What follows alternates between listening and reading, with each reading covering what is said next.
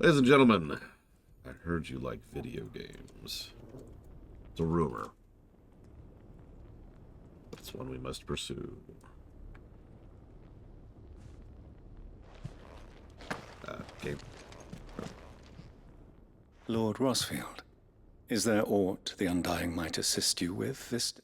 Yeah, do you have any cereal? Perhaps. My brother said that your order was helping him with his quest to uncover Ultima's origins. Have you learned anything of note since last we spoke? Little unless, I regret to report. I see. Be assured, however, that we will not rest until the truth is known. Even now, our archaeologians scour ruins in every corner of the realm for traces of Ultima's touch. Fallen ruins, I take it. Dating back as far as Phoenix Gate. Indeed. Ultima's thralls are oft sighted among the remnants of the fallen civilization, as if protecting the secrets concealed within. Secrets we'd see unearthed. Should our methods be of interest, my lord, mayhap it would please you to observe some of our number at work. Would that be possible? Of course. A survey is being conducted not far from here. Perchance you are familiar with Kretov, a small hamlet built around a fallen airship.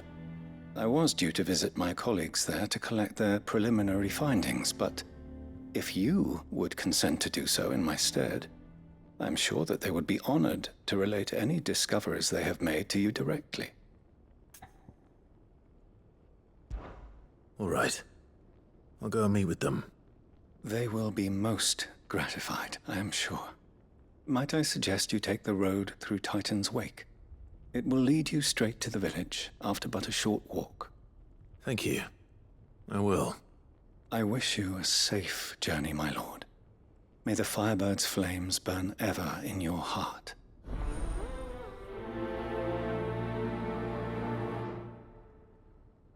I'm not sure any of the 100% British studio has any Texan accents here, but your guess is as good as mine, Rama.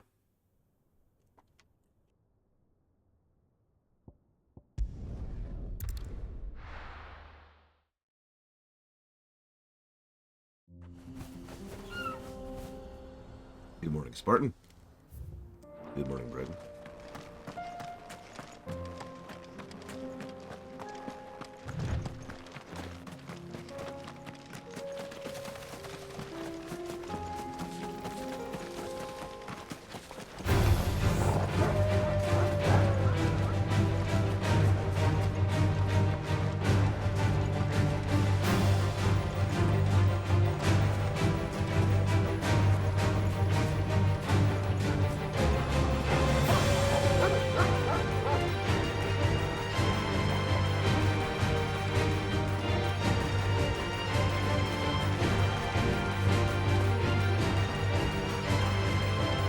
Goodness, there's voice acting in this game, so I can just mute myself and sneeze for a few minutes without fear. Ugh. Hey, CTC Gamer.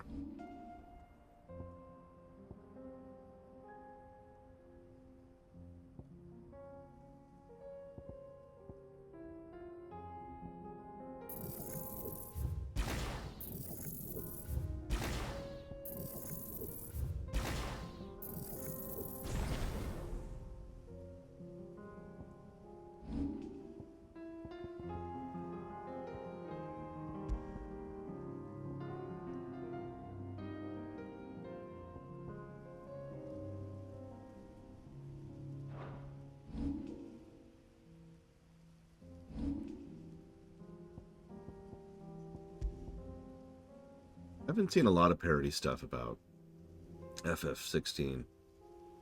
At least not amongst the people I frequent.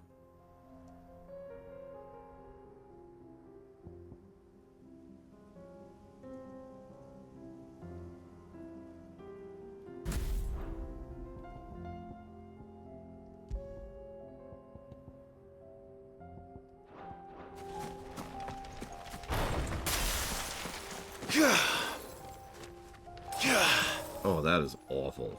Oh, wow, that's all I needed to see about that. Holy crap. FF16 sold plenty well. Problem is, it sold under expectations, which I think my tone gets across all I need to say about that.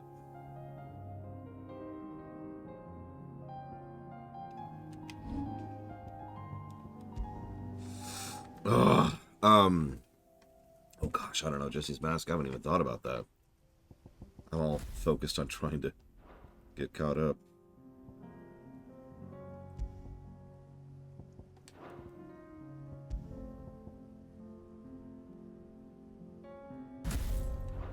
Yeah, Square Enix wanted FF16 to be a colossal financial success, which it wasn't.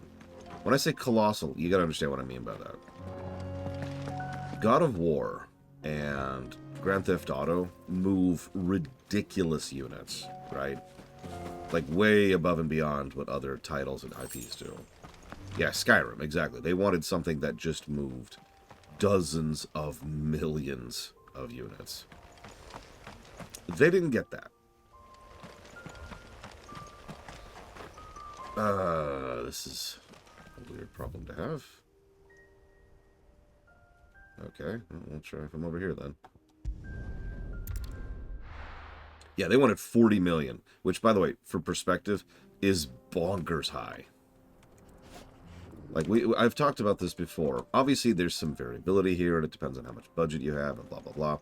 But, generally speaking, if your game hits 6 digits in sales, it's doing good. And if you actually manage the 7-digit range, you're doing pretty well, even for a AAA title. The 8-digit range is something you should never reach for because it almost never happens. The number of games that can, like, predictably get to the 8-digit range are pretty small. In fact, I just named 3 of them. And hell, I'm pretty sure that Elder Scrolls 6 will not hit that range. Thanks for that, Starfield. So yeah, this game sold well. It just didn't sell stupid. Yeah, 400,000 sales in a week is extremely good.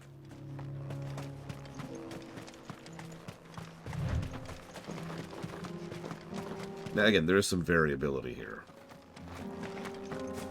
Really? Do you mind sharing some data on that, Jesse's Mask? Now that I'm calling you out, I actually have at multiple points tried to find sales figures for Starfield, and all I found is random. So, like, if you Google it, it'll be like, hey, here's how much it sold. But then if you follow what Google is tracking, it doesn't actually have a source for that data. So I've been unable to find any hard data on how many units Starfield has moved. Which is, I honestly, if I could be blunt, is all it needs to be said about that.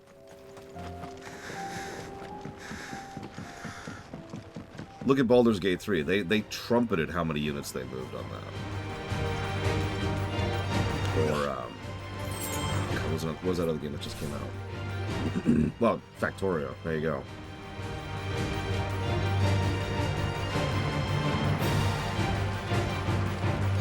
So, to finish my thoughts there, sorry, I realize I'm repeating myself, so I apologize. If you are unwilling to trumpet how many sales you have for a game, and I mean trumpet, like, hey, as part of the marketing spiel, we sold this much, then your game is selling less than you wanted it to. And that's my point about Starfield.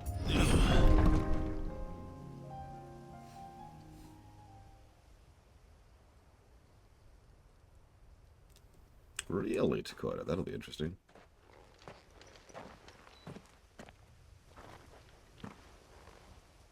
Oh no.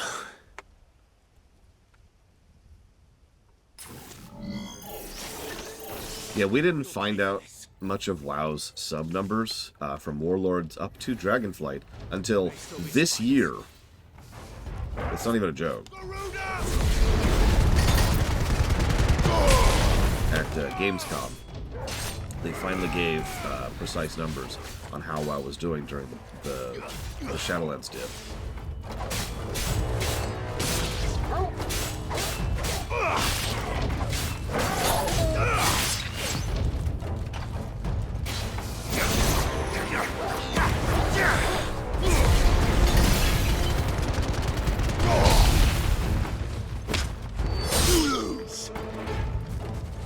Don't mistake me. There will always be people who will buy drivel.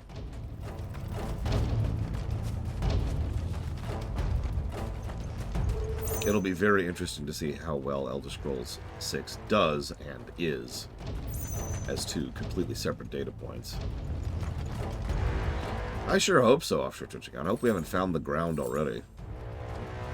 The floor. Whatever that thing is, I'd say it's their leader. That's the wrong button. Okay. Well, that was a colossal waste of everything.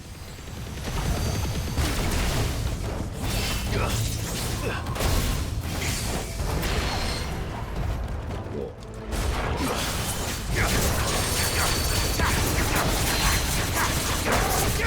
Hey, Act. Or, not Act. Equalitas, sorry. You also get a high Act. No, that's still the golden number.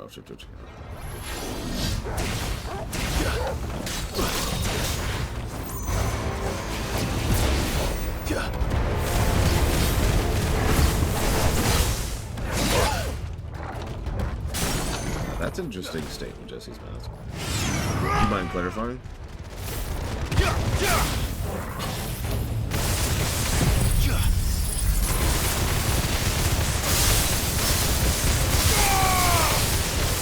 You mean in 2 more expansions, CTC Gamer? Yeah, absolutely. Really? Okay. Too slow.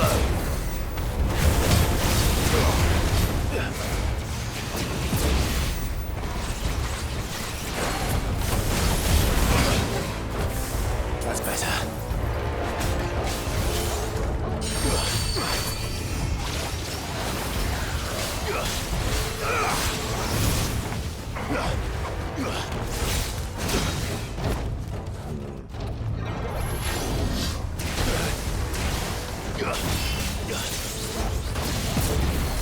That is a decision that will not be up to Blizzard. Would you stop making me bother?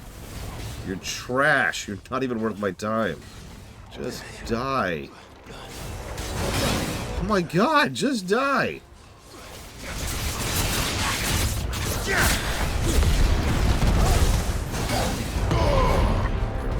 Character. Ah! That's still the wrong button. God damn it.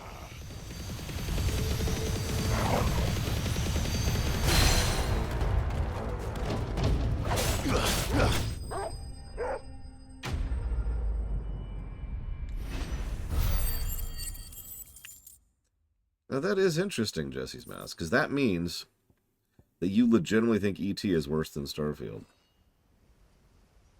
Should have stayed in the past. These must be Cyril's colleagues.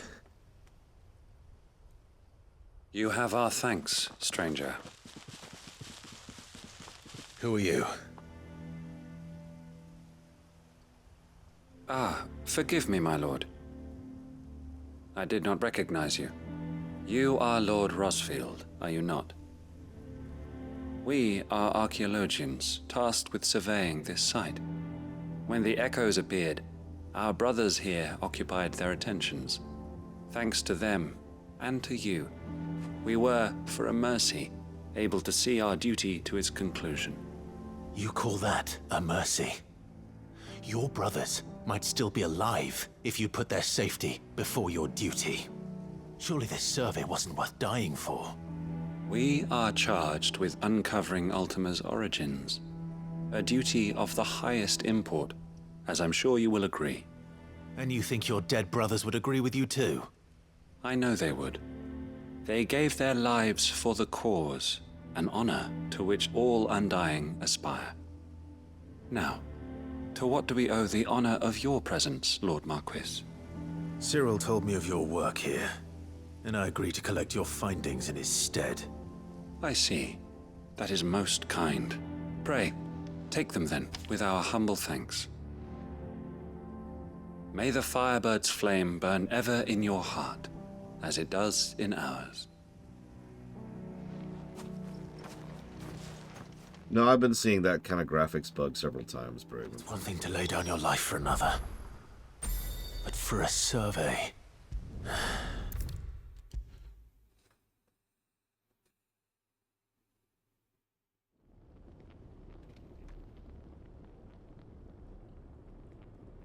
You know, that's true, Blade Tribal. But, you know, weirdly enough, I stand by that. I was actually thinking about that. Because Jesse's Mask is absolutely right. I don't think E.T. is as bad as Starfield. I should mention I've played both. In fact, I worked on a task for E.T., so I actually know it better than most people do. E.T. is a very ridiculously short game that has terrible sound design, has terrible visuals, has terrible controls to the point where it's very, very difficult to play unless you happen to know what you're doing, and essentially mandates having a walkthrough. Now, all of those are very bad things, but if you sit down and you have a walkthrough and you know what you're doing, then you will beat that game inside of 10 minutes, and then you're done. Starfield is 70 hours of slog and boredom. In fact, I feel like I'm doing a disservice to how bad Starfield is, because I've already done my due diligence on proving exactly how bad Starfield is. We had extensive and lengthy discussions about the most fundamentals of both story and game design when it came to Starfield, because they were failing so hard that they were screwing up things that I learned in grade school. Not a joke, not an exaggeration. So, no, I actually do legitimately think that Starfield is a worse game than E.T. Now, Hoshi no Noshi, oh, I can't remember the Hoshi whatever game is probably worse, and FF14 1.0 continues to be the worst game ever made. I don't know why people keep asking that question. That's not changed. FF14 1.0 is still the worst game ever made. But Starfield is pretty far down there. Ah, you are returned, my lord. I collected your colleagues' preliminary findings. Here, take them.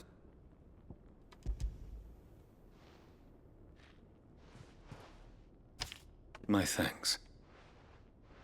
I shall study them and inform you forthwith if I discover aught that might aid you in your fight against Ultima. Cyril, your survey party suffered several losses in Kretov. Losses which could have been avoided, had the others not chosen to complete their work instead of saving their friends. Were these your orders? No. This was their choice. Every Undying devotes his life to the service of the Phoenix.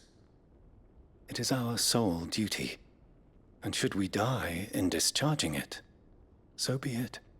Even when death is avoidable. My lord, I fear that this is not a point over which it would be fruitful to argue. The Undying have served the Phoenix for countless generations, and your opinion of our methods, however earnest, is not like to change them. We live to serve the Phoenix. Our very order exists for that purpose, and that purpose alone. Cyril, I know that you and your brethren answer only to Joshua, but allow me to offer you a word of advice.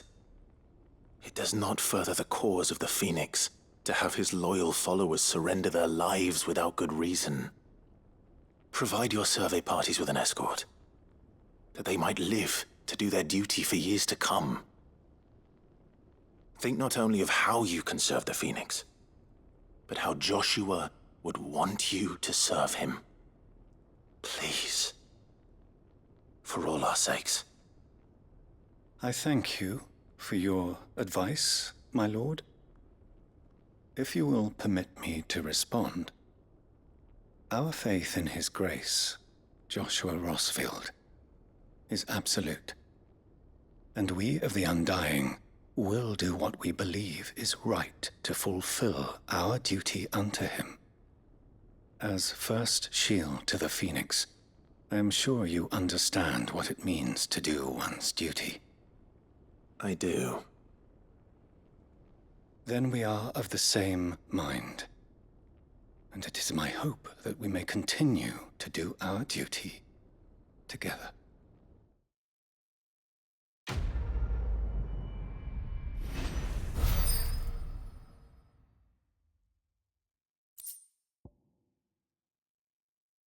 Ah. And we get a Shiva accessory for doing the Phoenix quest. Huh. Cool. Okay, so this is screwing me up. There we go. I like Cyril's voice actor. And his cereal. Sorry. Okay.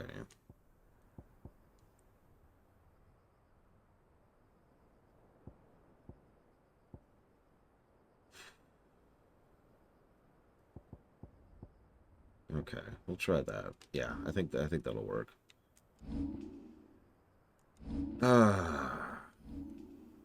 Yeah, he's Jackass. I admittedly remember him more as the Dr. Reed from Vampire. Look, I'm allowed bad jokes, okay? I'm 42.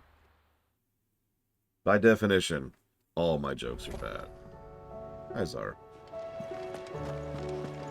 Jesus Christ. Come back.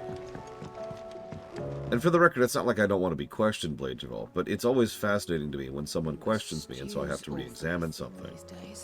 And then, upon re-examination, I reconfirm my opinion on the matter. And then people continue to push me, and it's like, well, but I just... Because Jesse's Mask had a really good point there. Is E.T. a worse game than Starfield? And while we were going through that quest, I was legitimately thinking about that question. I wasn't trying to dismiss Jesse's Mask out of hand. I was really curious. Because I happen to be in a unique position of actually knowing both of those games pretty well.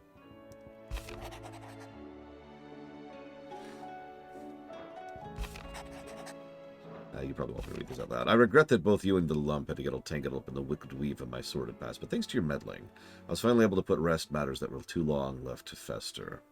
And with that finally done, might be I can sit back and enjoy this new world of yours you're so keen on creating.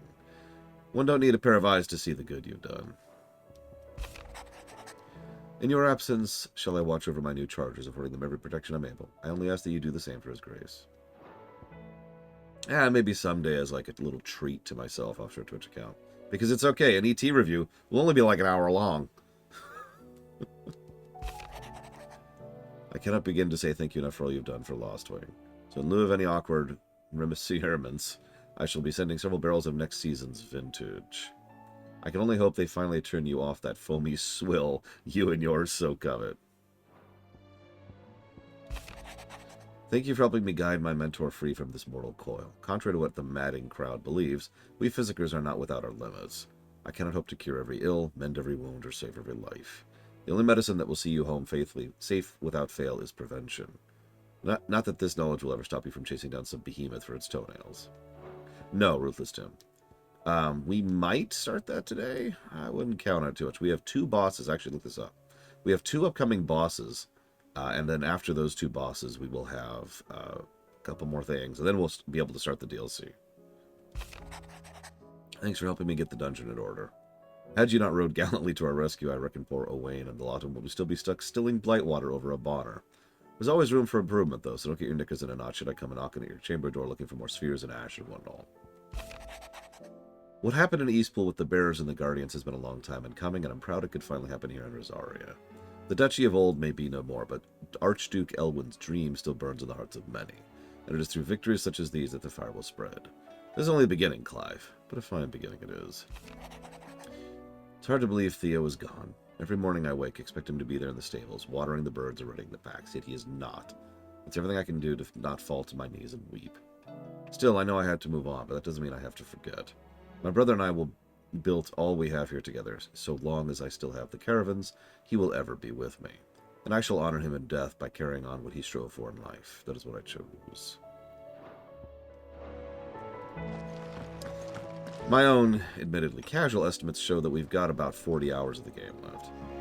Now, admittedly, some of that was estimated up because uncertainty about the DLCs. I was unable to find anything really concrete about how meaty the DLCs were. And most people I know who've played the game haven't played the DLCs. Covered in nicks and lumps. So that's the big question mark. It's a wonder they can still walk.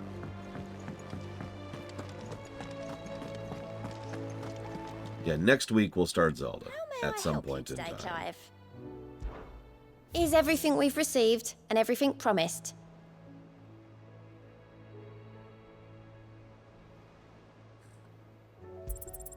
You earned this. Genji gloves, huh? Best No, of it's luck fine, there, Doom Rider. Sid. It doesn't matter at this point. We're locked in. We're on the train. How are you feeling, Joshua? Better than I was. But not nearly as well as you should be. Your cuts and burns may have healed, but your body still bears the burden of every spell cast. And what would you have had me do? It was no ordinary foe we faced. It was the Warden of Darkness. Oh yeah, that's another thing. I wanted to suggest a negative.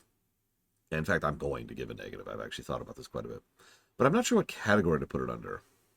So let me talk you through this here real quick, okay? So, we beat Bahamut. Cool. All right. Then there's a bit of a recovery section. Everything's cool. Barnabas starts showing up. All right, that's neat. And we decide to go after him. So we go after Barnabas's people. It's like, charge, woo. We successfully make our way in. Barnabas bodies us, wharfs us to hell and back, and takes Jill captive. Okay. So we then have this really weird section. And then we go after Barnabas. Okay, so we rescue Jill. Okay. And then we fight Barnabas. But then we have to flee from him. Okay. And so our next step, I'm just going to spoil this for you, is to go after Barnabas.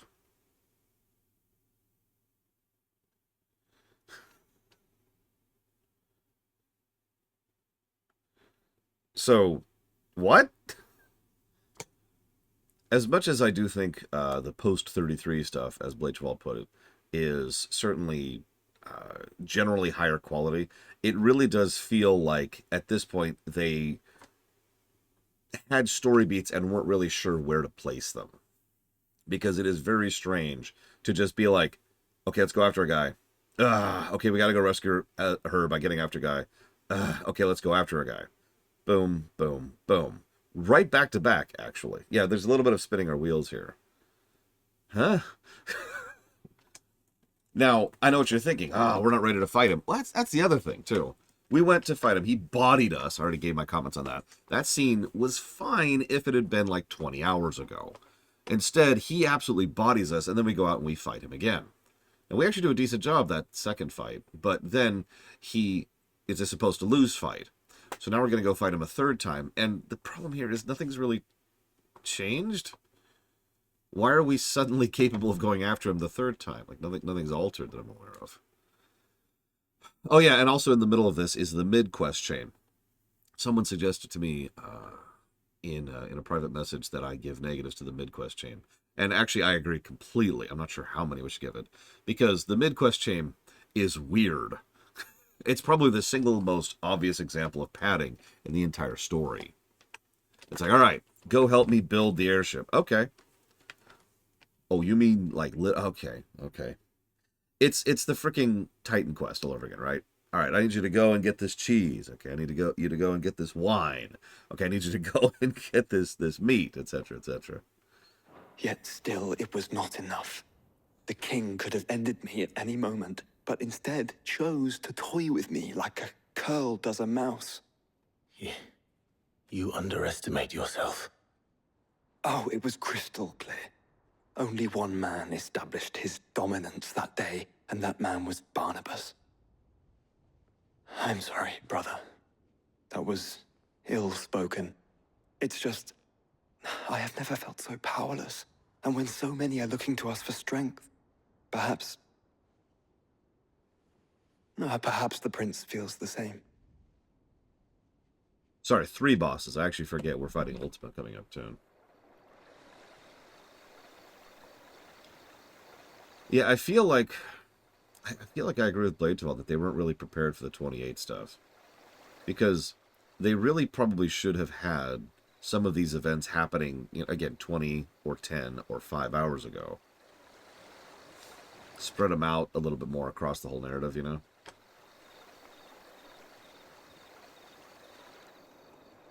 Speaking of Dion.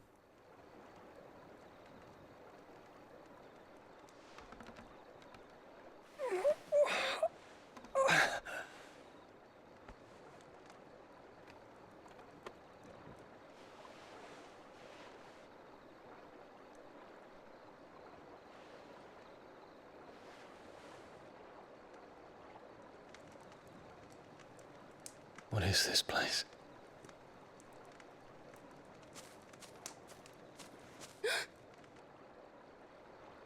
Don't move.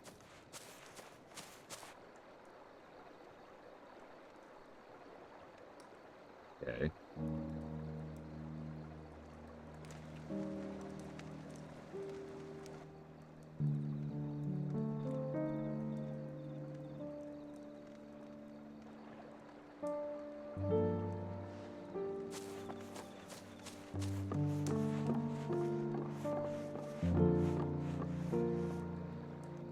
Here, it's fresh from the well.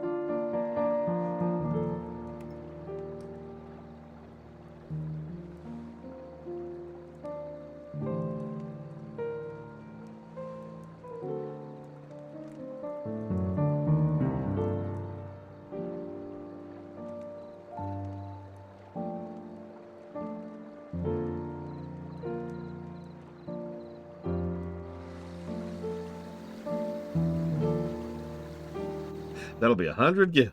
What? Grandmother told me spirits sometimes get lost, and that the lanterns guide them to their proper place. I set one on the river for her when she passed away.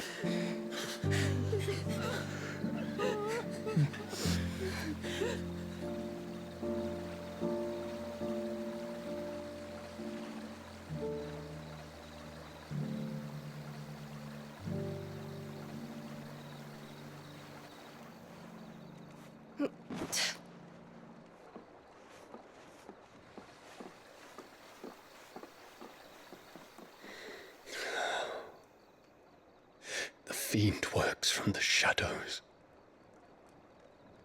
Was it you who guided my hand then, Ultima? No, not you. This is my doing, my fault, my sin to bear. And for it, I must atone. Your hurts are healing nicely. It was my poultices that saw you well. You make them. And sell them, or try to. And fail Earns to. me enough for bread, most days. Forgive me. I have nothing to... I know, but I couldn't just leave you lying there.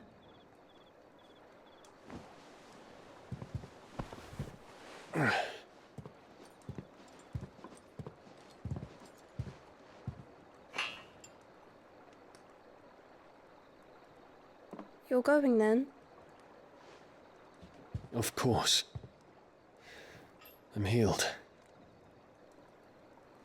Thanks to you and your poultices. Will you promise to come back and visit?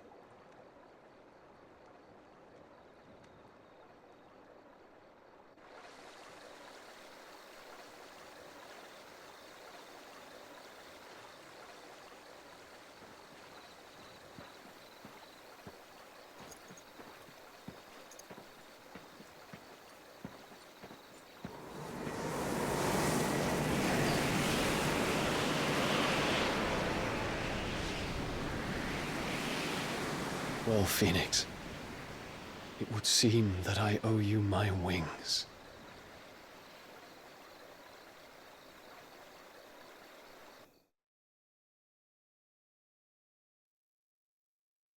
I just don't use it all that often here. I still think it's a term. Perhaps he can find an answer. You will be returning to Waloed soon, I gather.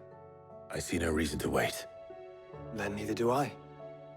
I can think of a few, but I doubt they'll stop you. You will take your medicine. Of course, Lady Daya. Set on leaving already, are you? How long will it take us to get back to Ash? Dunno, about the same amount of time it took us to get here. Maybe less, if your uncle can find someone trustworthy to patch up the Enterprise. All depends on where we're putting into port, mind. Yes. It's not as if we can put ashore wherever we choose. We have to assume that the whole of Ash is hostile, and that we'll be attacked on sight. Then we must find a place they won't think to look. And I have an idea who might know of one. The Professor! I'll go and tell you coming!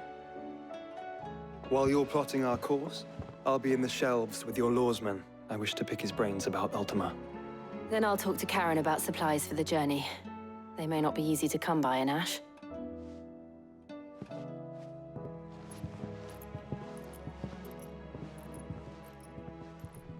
Your brother's body won't take much more of this recklessness. You know that, don't you? I do.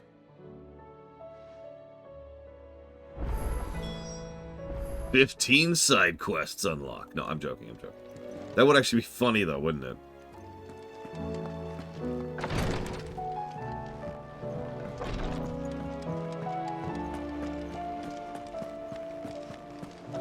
I still say it were a compliment. Say it all you like. It doesn't make it true. Ah! Ain't that the truth? Ah, Clive. I was wondering when you'd arrive. Please tell me you've come to take our young prodigy here off my hands. I'm not here for Mid. I need information on Ash. Then why not ask Molly if you can look in one of her ovens? Go on. As soon as the Enterprise is ready, we'll be setting out for Drake's Spine. And we're going to need a safe place to land. Preferably one that won't see my ship blown to shit and splinters. If it were that easy, do you think Waloed would have resisted invasion for so long? Very little is known of Ash, and the information we do have is spotty and outdated. We have the good King Barnabas to thank for that. Waloed's borders have been closed to outsiders since the day he seized the throne. If there is anywhere safe to land, you won't find it on my map. Then tell us what we will find. I'm sure you know better than we do. But no splinters. All right, if it will get you out of my hair. But interrupt me, and it's over. Understood?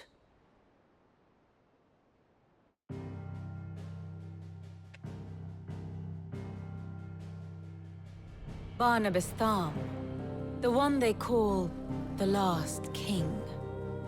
Understand him, and you will understand the kingdom of Waloed.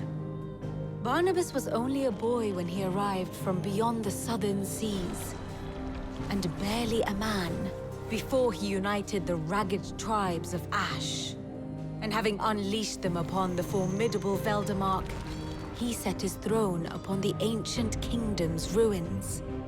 The victory sent shockwaves around Valisthea. Tales of Odin's might spreading through every court, parlor, and drinking hole in the realm. Note that this was in the year 843, and that the king still sits upon his throne some 40 years later, quite untouched by time. Waloed's recent inaction left many wondering if Odin had lost his appetite for war. And yet here we are. The Einherjar was committed to the fray, a bold declaration of intent. Orcs swarm around Drake's Fang, and throngs of Akashic haunt Canvas streets. Though how precisely the havoc they wreak serves Waloed remains unclear. Regardless, if the order to attack truly came from King Barnabas, then one thing is certain. Waloed has achieved the impossible, and made bedfellows of beastmen and the ether-addled alike. All of which is a roundabout way of saying that you will be in unknown territory when you set foot on Ash. Much of the continent has already been lost to the Blight, and what few ports remain will be fiercely guarded. And that is to say naught of its natural defenses. Offshore currents will cast an ill-equipped ship out to sea one moment and dash it against the rocks the next. But then the Enterprise is anything but ill-equipped. And Mid has made land there before. Now, if only there were someone with an intimate knowledge of the Shadow Coast, and where a daring gentleman might put ashore.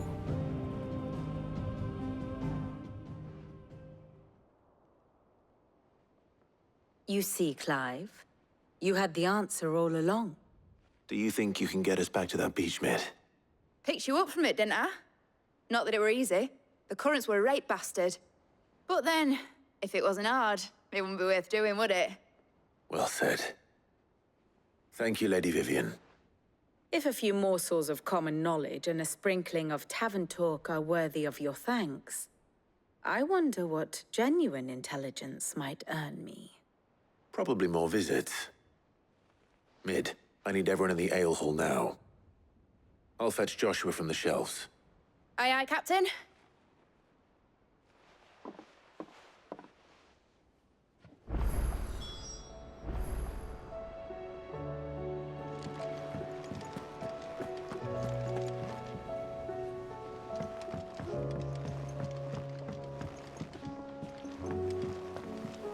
Covered in nicks and lumps, the lot of them.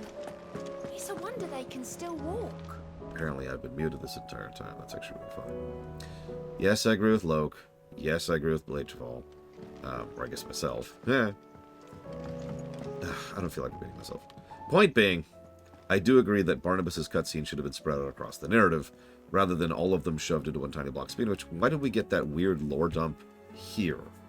I remind you, our next plot beat is go kill Sid. Go kill, or not Sid, sorry, Odin. So, huh?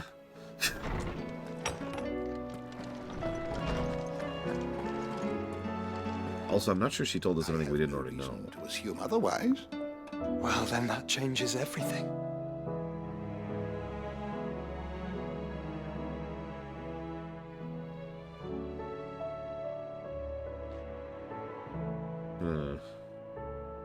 What would you have done then, Blade Devil? Clive, you must listen to this. Lawsman, tell him. Do you recall when we spoke before on the divinity of Ultima? Well, it inspired me to delve deeper into the subject. And what I discovered appears to agree with the findings of His Grace. You will recall that my quest to uncover Ultima's origins began with the mural at Phoenix Gate. But while I've always known it to be important, its secrets have heretofore eluded me. Now, however, I believe I know where to find the more complete example, one that will reveal all we seek. Master Clive, have you ever in your travels chanced to hear of the Circle of Malleus? I would think not, if you have. But there was once a time when the faith flourished, the oldest known religion in the Twins, and though its popularity eventually waned on Storm, hints of its dogma remain embedded in more modern faiths such as the Crystalline Orthodox. Wait, you said it waned on Storm. What of Ash? Religious monuments are often torn down or repurposed when new faiths rise to prominence. But if no new faith arose, then perhaps the ancient temples might still stand. And so, you see now why I must accompany you to Waloed. It would appear the past still has much to teach us, though in this case, it would not have been possible without the musings of Moss. To think that you carried a copy of my old mentor's chronicles all along. I am relieved to discover it in good hands. I shall guard it with my life. Joshua, if you're finished here, join me in the ale hall. I need to speak to everyone before we leave. Right away.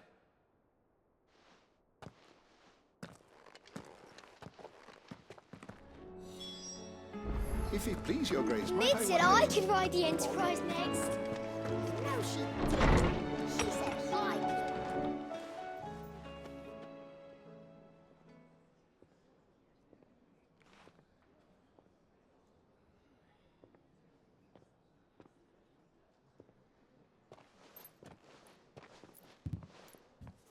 My apologies. By now you've all heard where we're going and why. So I won't bother you with the boring details, only the important ones. If we attempt to approach Stone here by sea, there's a good chance we'll be sighted and fall prey to the capital's artillery. So instead, we'll disembark on the southwest coast and make for Drake's Spine on foot. I say we, but it's highly likely the entirety of Ash is under the rule of Ultima. A large party would only attract unwanted attention, as well as slow our march and require supplies which may be difficult to obtain. Only Joshua and I will be going. And a scout. Preferably a good one. Gav, do you know of any? You bet your ass I do. Might still borrow some of Lady Vivian's maps, though. Just in case, like. Once you've dropped us off at the Shadow Coast, you need to retreat into neutral waters, fly merchant colors, and stay inconspicuous. If you sense any danger at all, you leave us behind and return to Storm. Inconspicuous is my middle name. But like hell am I leaving anyone behind. The ship ain't going nowhere till your scurvy mugs are smiling on deck. Jill, the Enterprise will appear a tempting target for royalists and pirates alike. You're to stop anyone boarding. Don't worry. I'll keep the ship and her crew safe. You'll be needing passage home, after all. But... very well. If there are no questions, I'll see you all at the docks.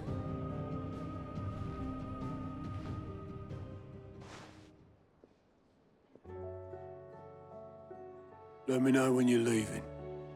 I want a word before you go. Of course. I'm leaving.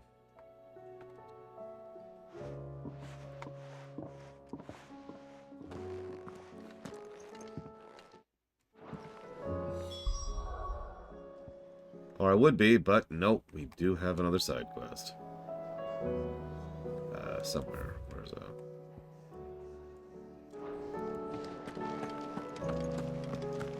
I was honestly expecting more than one side quest to pop up just now.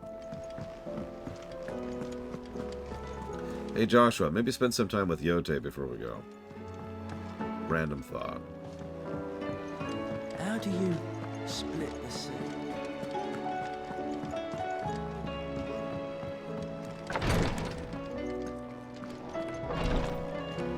Damn it, Lord Hermon. Please, Your Grace, stay. My Lord Marquis. Seriously, go spend some time with Joshua. Just go. Just go. Just go. Yote, is anything the matter? You seem troubled. Perhaps I might be able to help. My lord.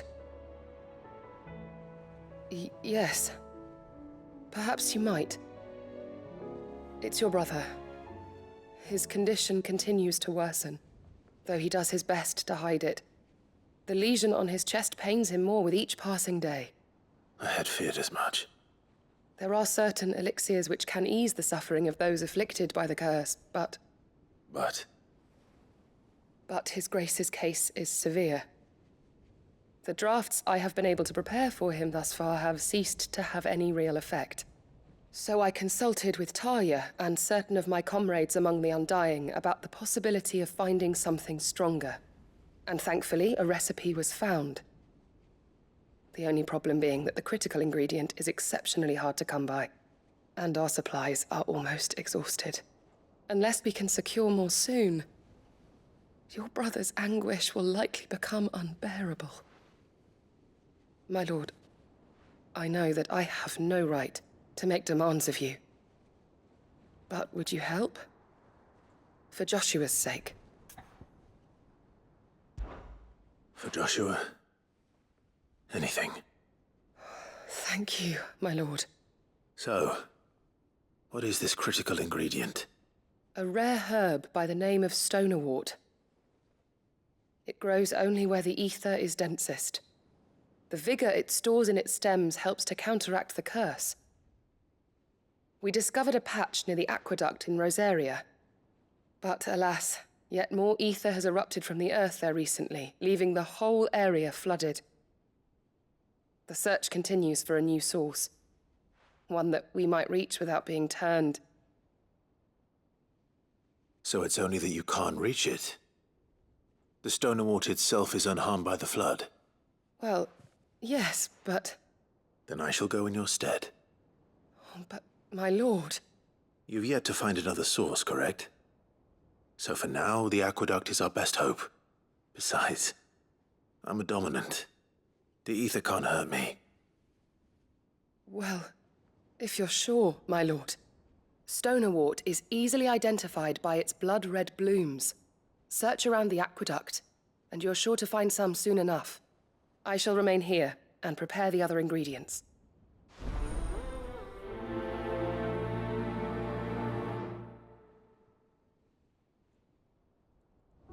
Thank you, Lord Harrimount.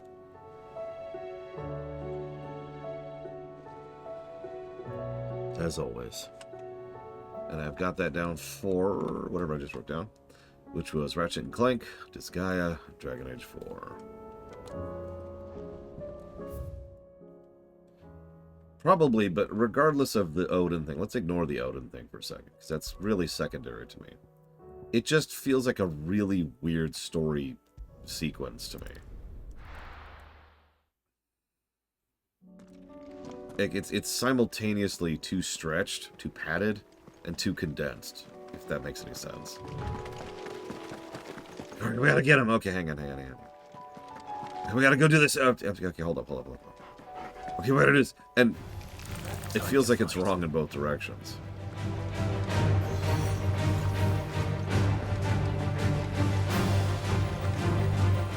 These killer bees.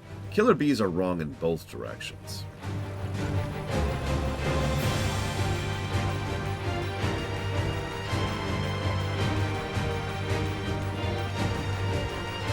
Yeah, we're getting there, Lord Harrimount.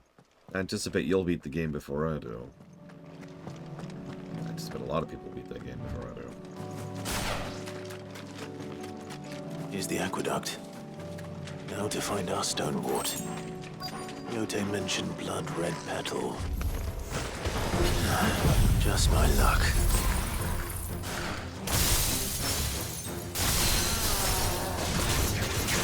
Well, I won't be picking anything till they're gone. There's only one thing for it.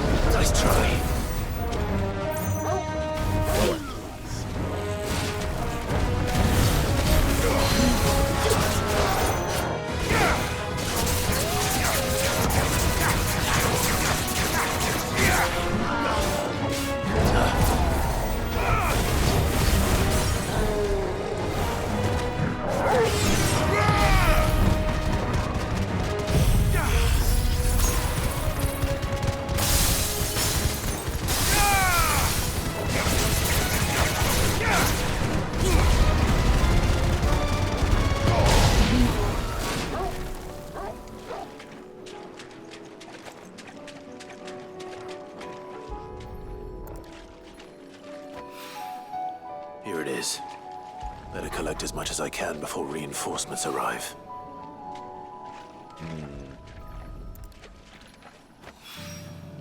All right. That should do it. Let's get these back to Yote. I can see that, Blade Tavol.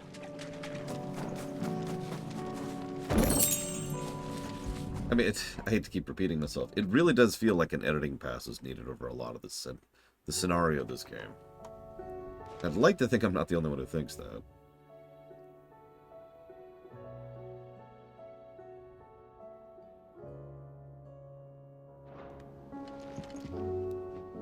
Yote, I brought back all the Stonerwort I could find.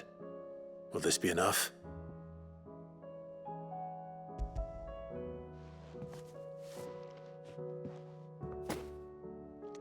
Yes, my lord. Thank you. I'm sure it will serve us until we can find another source. I'm very glad to hear it. You and His Grace are very much alike, you know. You think only of how you might help others, and never of the danger to yourselves. No more than you have minding my brother. You've risked a lot for him, and I thank you for it. I am honored that you should say so. But I beg you, my lord, do not give too much of yourself for the sake of others. We could not afford to lose you. I'll keep that in mind. Yeah, what's really sad is FF15 and FF16 both suffered from things that really had nothing to do with the game itself. You know, not the game's fault. You and your brother really are alike, my lord. And that you walk away from me without spending time with me. No, come back.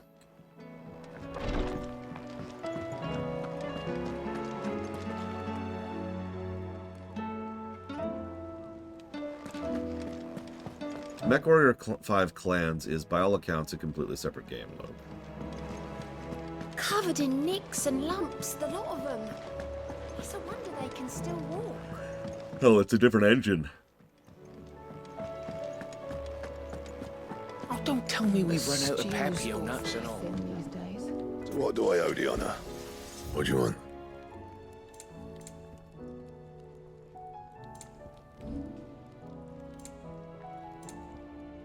Anything else?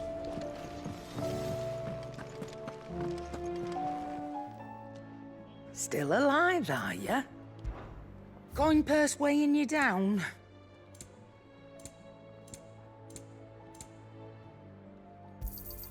You'll not find a better price than that. Finished, are Now you? listen, Spartan, we all need to sacrifice for our corporate overlord. I mean, for each other. For each other. It's a good thing. It's a good thing when you work overtime without pay.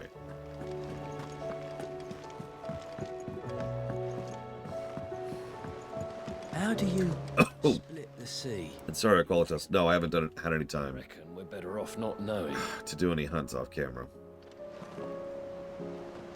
Is something wrong? Not at all. Honestly. Can't a man wish his friend farewell?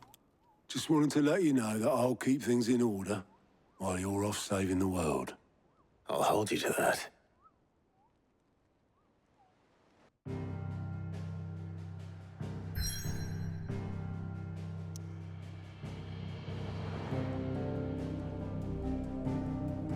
No, don't worry. I don't have the anime headache.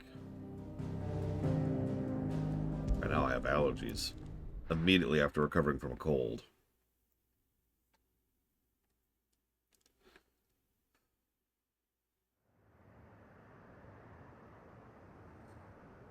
Or flu, or whatever it was.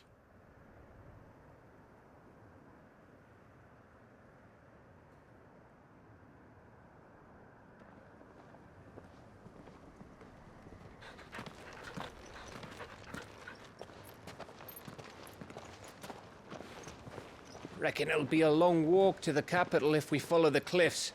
I'll scout ahead, see if I can't find us an inland route.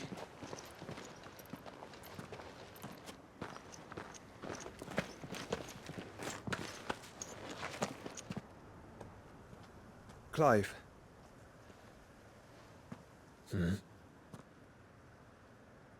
There's something I've been meaning to ask.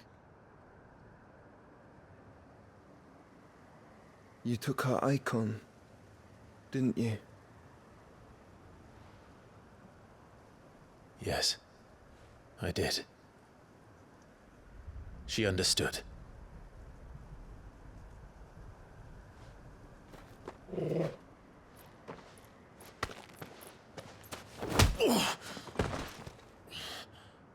Oh, she understood. Understood that you decided to save the world all on your own, and that you'd die without her power.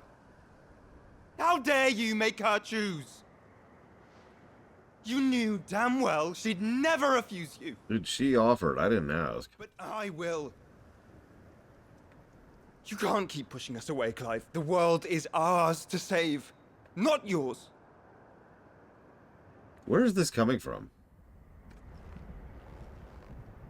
I used my gift because I thought it was the right thing to do.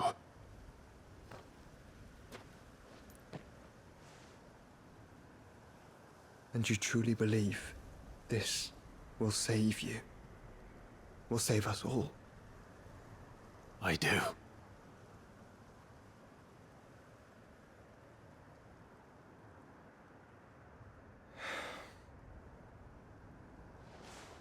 Then so be it.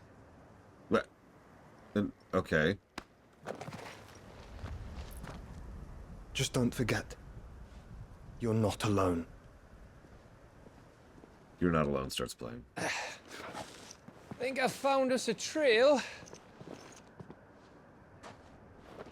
Did I miss something? No. You really didn't.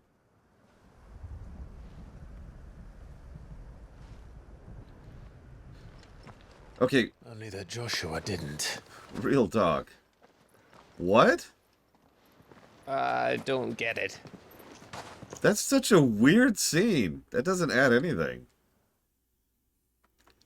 Like, what? I'm actually confused. What?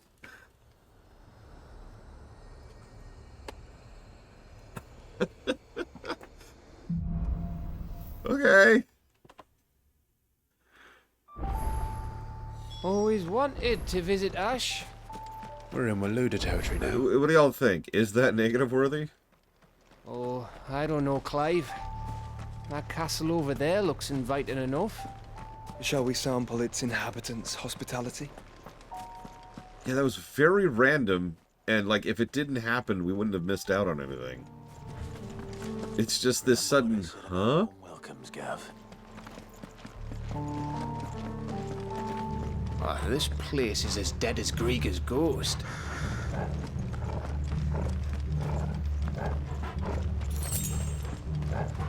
Like I need some advice from the crowd there because that really was just a bizarre scene. I don't even know what to say about that. Let's hope the villagers made it out in time.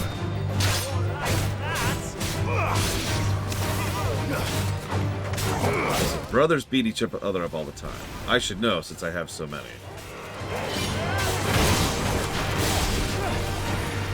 That's a fair point. The definition of a negative is it detracts from the narrative or the gameplay.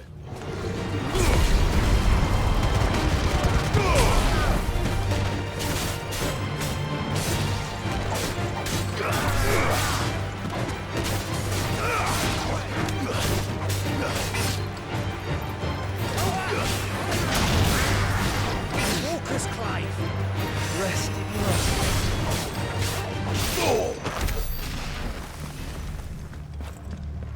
Alright.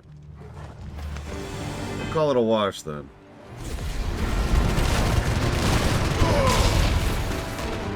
Do I have to fight you guys?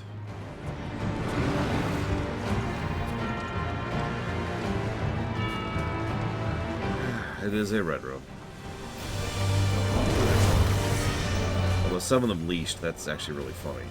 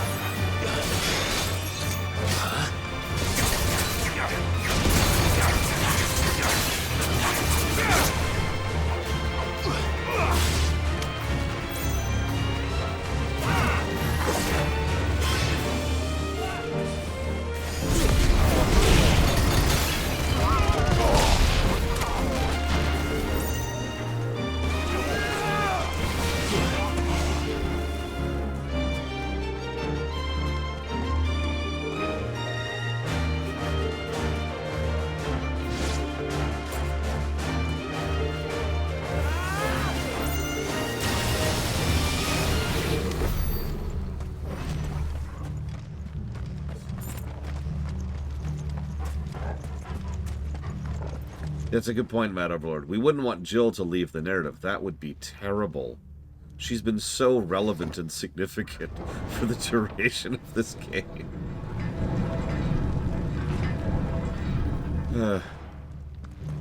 It's Camber all over again. Where the hell are the Royalists? Seems you were right about that welcome after all, Clive. Dude, you know where the Royalists are. You were just fighting for them. You were just fighting them.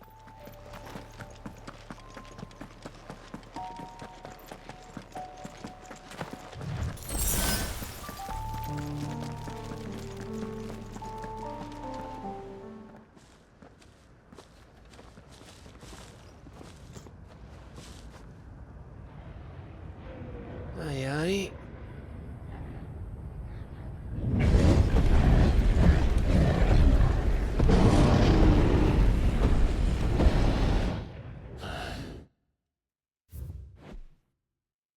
Oh, hey, there is an entry about orcs.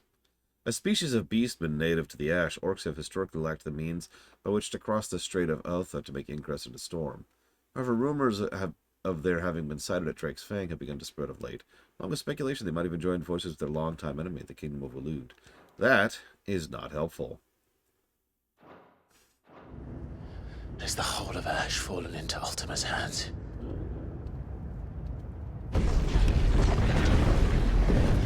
That's no peace delegation.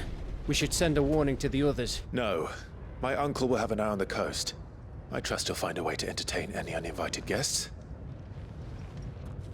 Our mark is Drake's Spine, and there's a lot of road between us and it. We press on to Stone here. And yes, Geludo, I've actually given Jill 2 negatives to story so far. It might not be a nest of slabbering monsters.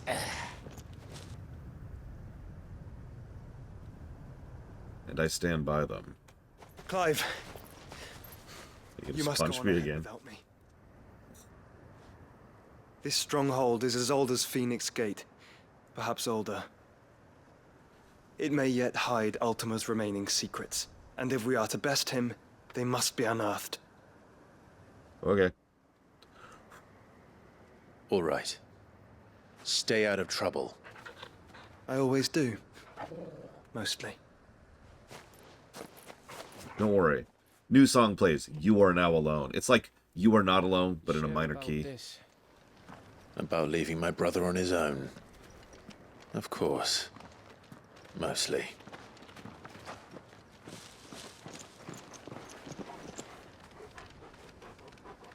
Okay, real talk. If we start fighting Akashic with chainsaws, I am out of here.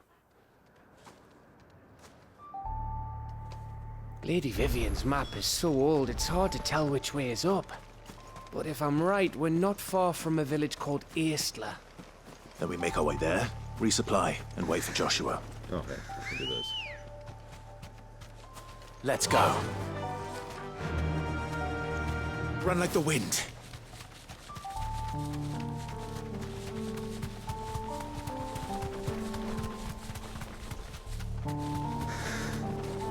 Oh, that's a good question, Blade Ball.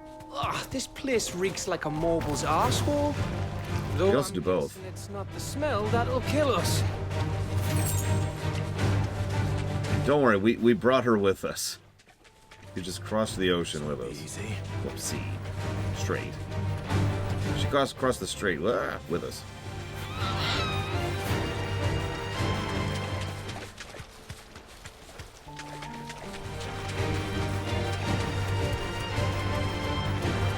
All you missed, Kennex Cow, was some very strange cutscenes we decided to call a wash.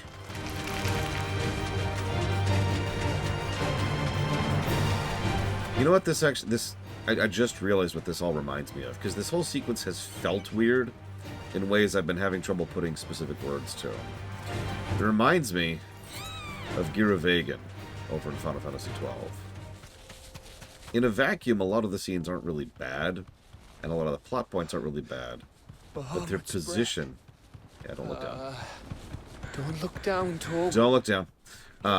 Their position and their placement and their usage feels strange. That must be Aistla. How do I... Ah! There we go.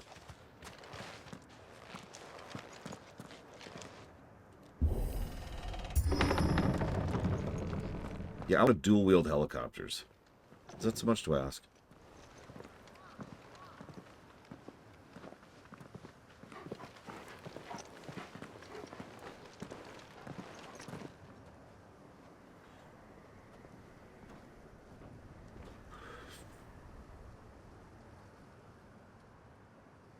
What do you think, Clive? I think they're all Akashic. I think the whole kingdom is Akashic at this point. You kidding me? Of course it is.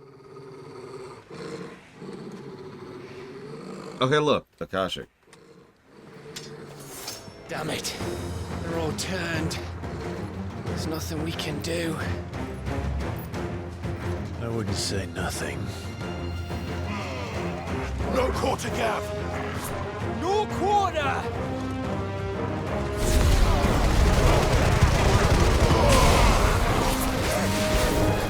You heard him.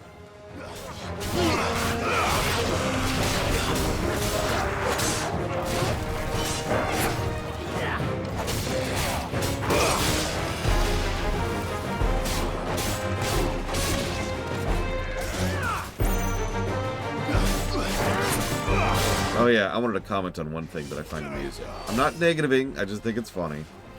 Remember how we kept comparing this game to Dragon Age 2?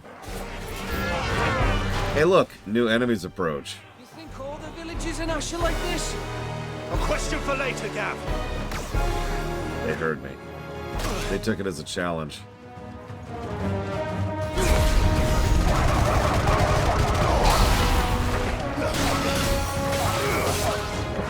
I've actually thought about getting the accessory that lowers Ignition's cooldown just for Thrash. I do like going bowling. Oh, at least. Like this is an entire continent's worth of Akashic. Hey look, new enemies approach. It really is Dragon Age 2. Come. Even Gav is commenting about it.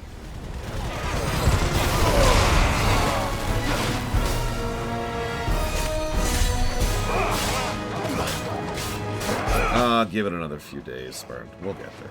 We'll get there.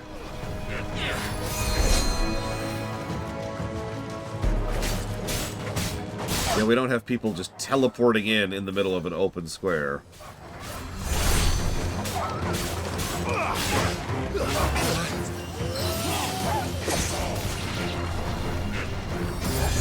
We'll find out, Geludo. We're not in the last act yet. We got close, though. I don't want to die. Wow. Another wave. This is wave 4 now, if you're paying attention. We tell us the last wave, though, because we have our first yellow mob.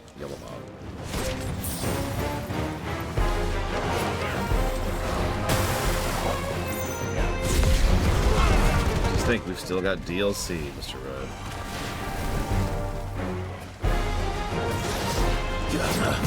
You know, Rex, have you ever played Dragon Age 2? Random question.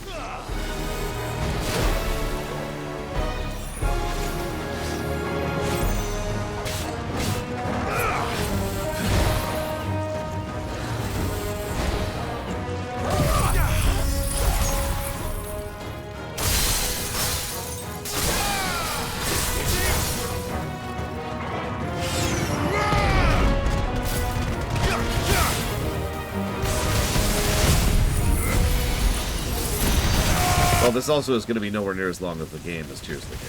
It's over. Relevant.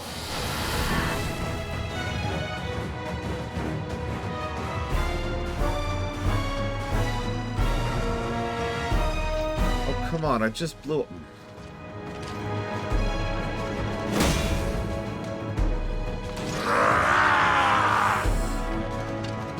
Hey, you think I'm being negative about this game story? Ho, ho, ho. Let me show you a bad game story. Of course it bloody isn't.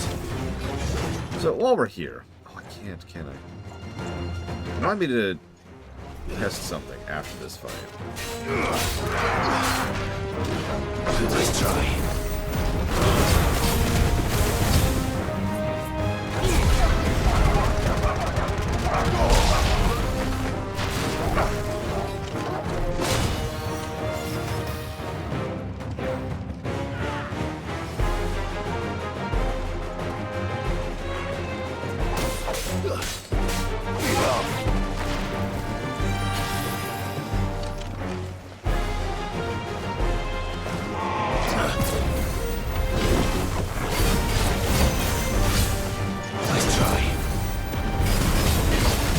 very negative about a game I've given over 100 positives to.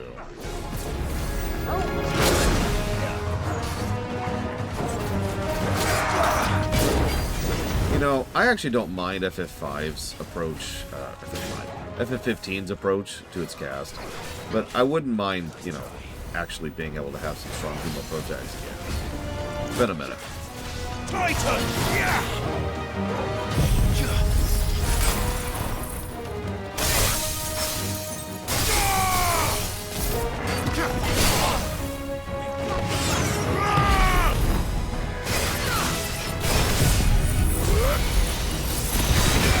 Good news is we've got good female characters over 14.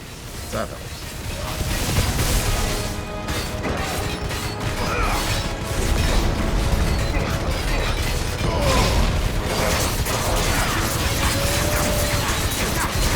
Probably Rex. Because, yeah, 10-2 just didn't work out. But for reasons that had nothing to do with their gender. And as I said before, I liked Pain. He just completely ruined Yuna and Riku. 10-2 actually sold pretty solidly. Not as much as 10, but then again, 10 was one of their best-selling games. For a while.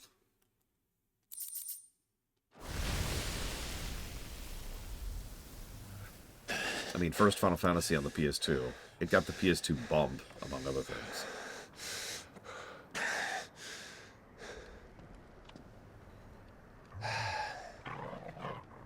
Gav. Gav! Don't tell me there's more of the bastards. Oh, fuck. What?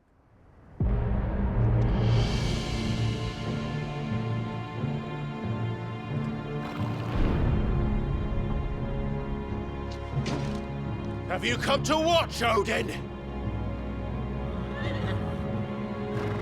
Bound for Stonehill. Good. My master awaits you in the capital, though I cannot allow you to attend him in your present state. And how are you going to stop us? Why, with this!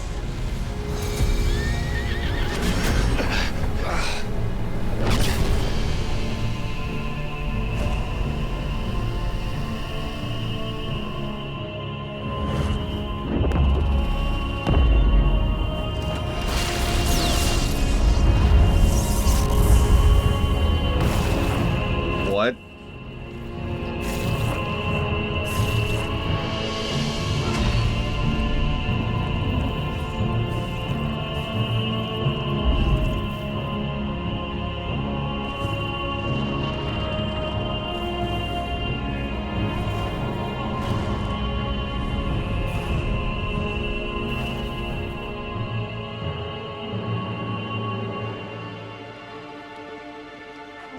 What did you do?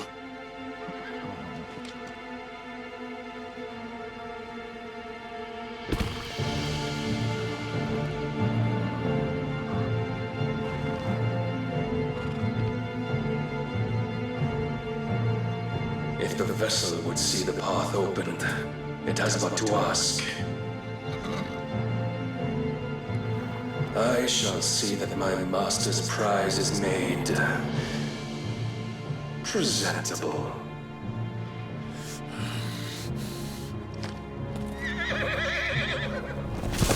Shit! No!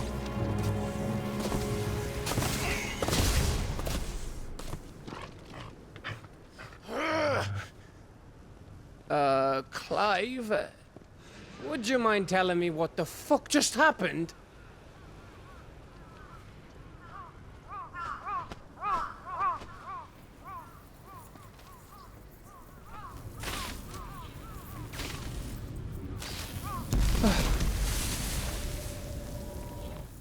Oh, you've got to be. How are we supposed to get through that? We seek an audience with the king. If His Majesty wants me to come and ask him, And that is exactly what I'll do. Before you go practicing your petition, we don't even know where the fucker went. How about we cool our heads and think this through, eh? Yeah, let's go back to the hideaway, do a few side quests, then come back.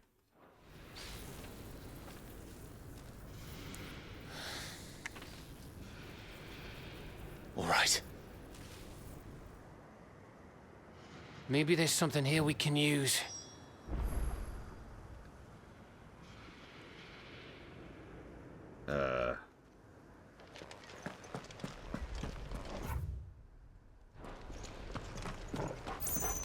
That would be really funny if the mail were terrible, but funny. Okay. Now for 60 new side quests. Yeah. Oh, yeah! I thought we got them all. So did I.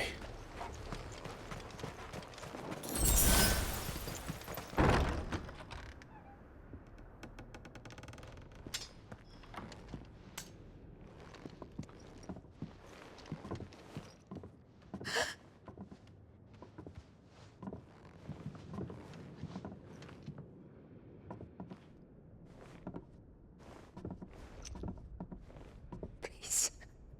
Please. Please, no. Miss. Whoa. Easy. Easy. We're not turned, all right?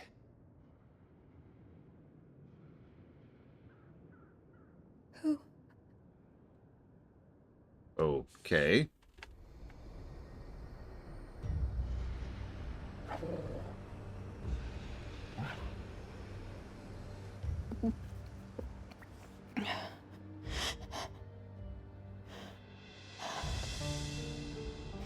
My thanks, kind travelers.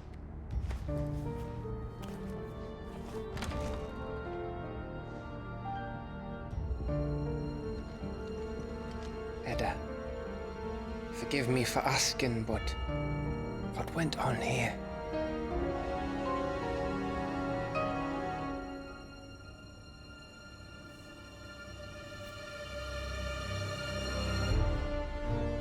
It all started when the skies changed. The elders said it was the Arcade. One by one, people went mad. Minds taken by the ether. Till only I remained. By then, I was too far along to run. And then the nights came. And I didn't know what to do. And please don't have a pregnant woman turn right in front of me. I don't think I can take that. And this, Arcade is... Just a story. Something our grandparents told us when we misbehaved. About how the heavens would grow dark before the land took her last breath. The end of the world. You said the others went mad. But where did they go?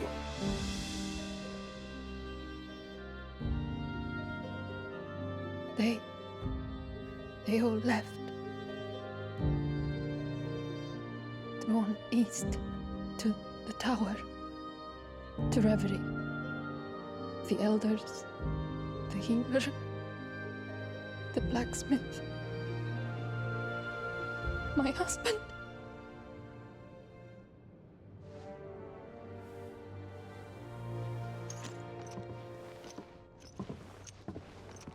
You thinking he did this? Of course. Who else could it be? You were in Canva. You saw what he did to the people. But then what about her? How come her nut hasn't cracked? The baby, perhaps? Could be protecting her from the ether. I can't think of any other explanation. You mean... it's a bearer? It won't matter what it is once Ultima's magic takes hold. Time's running out. Cool. This tower. That's where we'll find the king.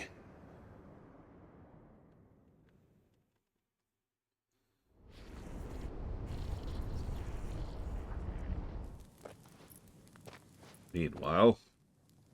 I knew it. It's the same as Phoenix Gate.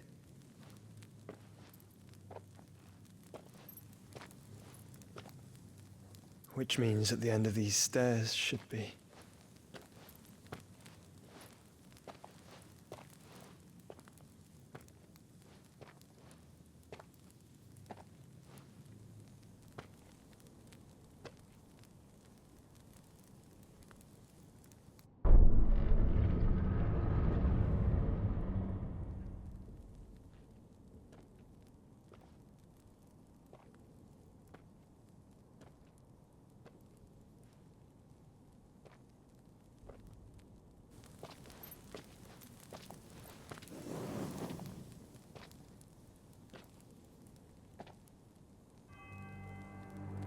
The mural is complete.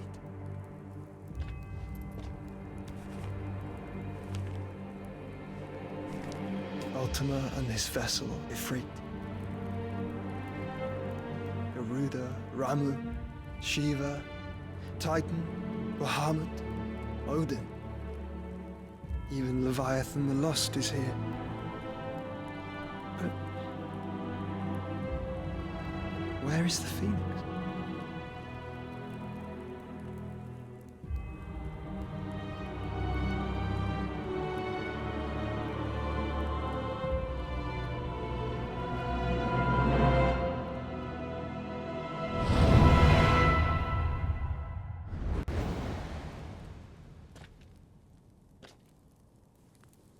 By the Founder.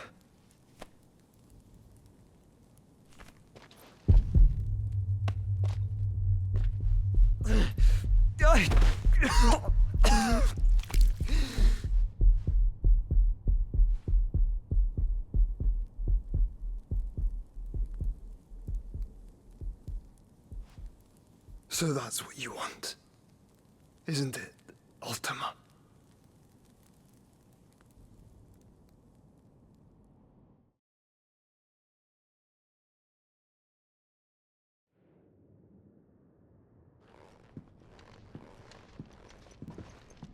So that's how it's gonna be then? I'm not asking, Gav. I need you to stay with Edda. What? I must do this alone. If I don't return, you're to find Joshua and make for the Enterprise. Understood? Aye. Telling you, we need a new song. You Are Now Alone. Just don't you go dying on me. Sid's name suits your miserable mug better than mine. I don't know, Gav. Don't worry. I haven't finished with it yet.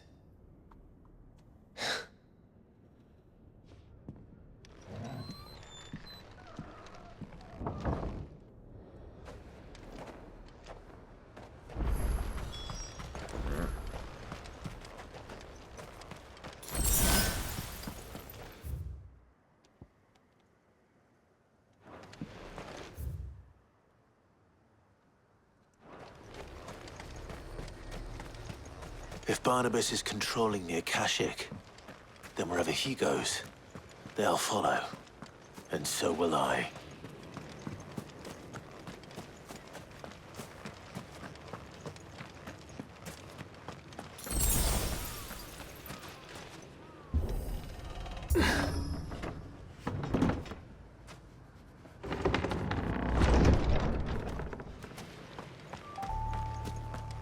You know, I also realized we even have Lassie, Falsey, and Seath in this game. You ever think about that? A little restructured, but they're still there.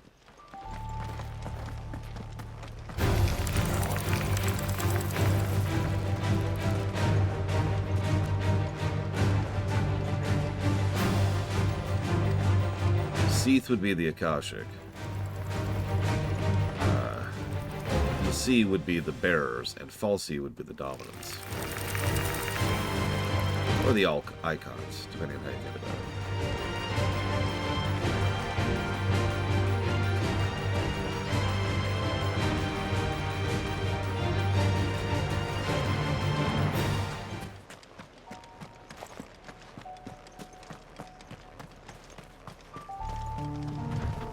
Yeah.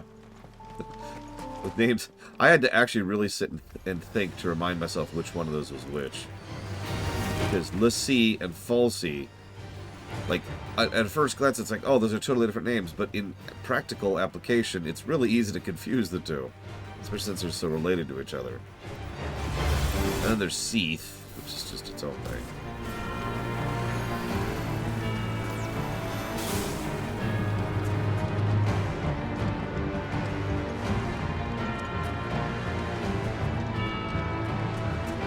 It's like someone saying someone's false, but in like a cartoonish way. You're just falsy.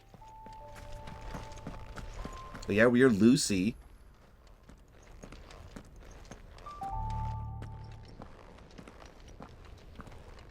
I keep forgetting it exists, Loke.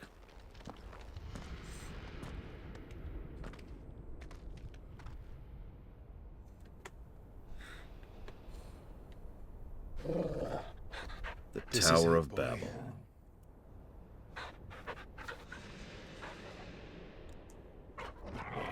Alright, time to fight Odin without taking damage. No, I'm never going to go for those medals. Are you kidding me?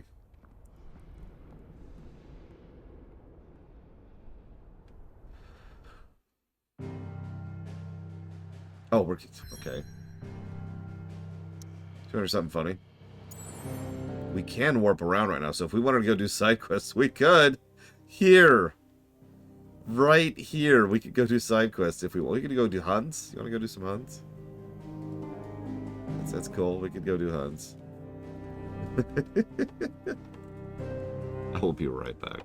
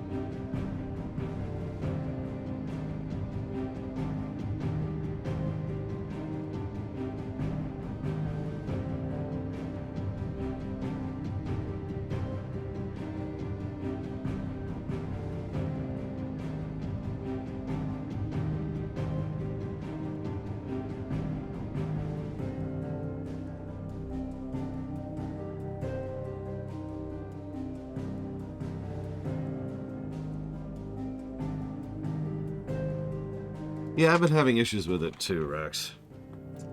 It's even been hard to put a finger on it, really. But, like, this whole part of the game is just too stretched and too condensed at the same time. It's very strange.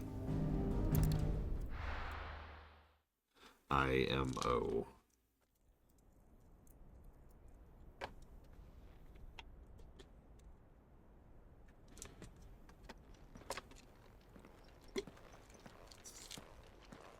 That could be a little one.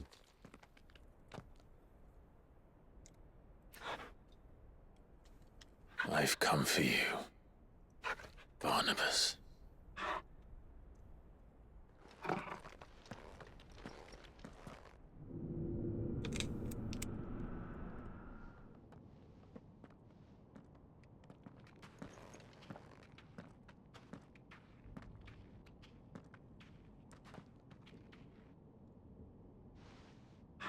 Stay close, Torgal.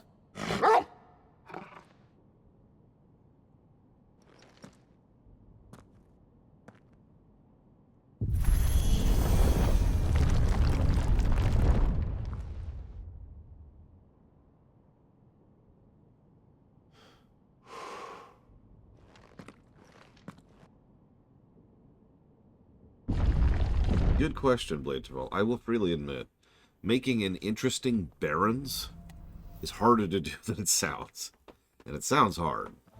I've only known one company to consistently pull off that trick. It's alive.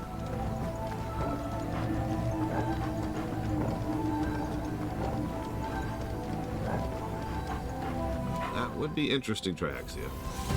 What would probably happen most is people would try to state who actually owns it.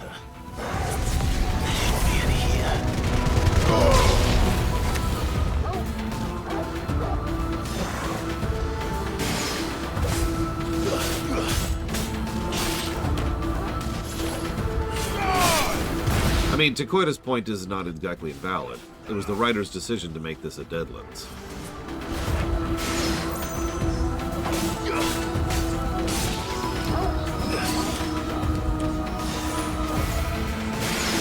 Blizzard, Triaxia.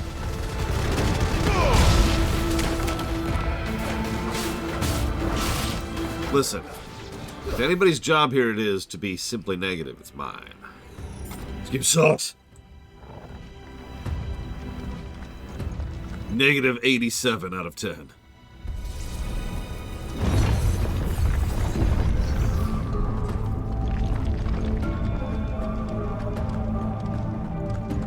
What's the name of this place? Reverie. Okay, so we're not there yet.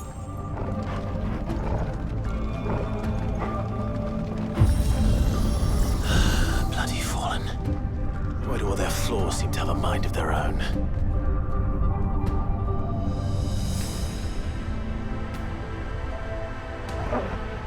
I should explain what I just said. So, I've been told that we have another FF12 situation. I knew it, Sumika! Where the final place you are in isn't really the final dungeon.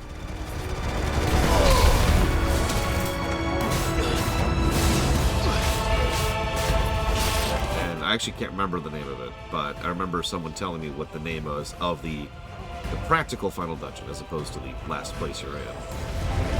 We should be getting close, weirdly enough.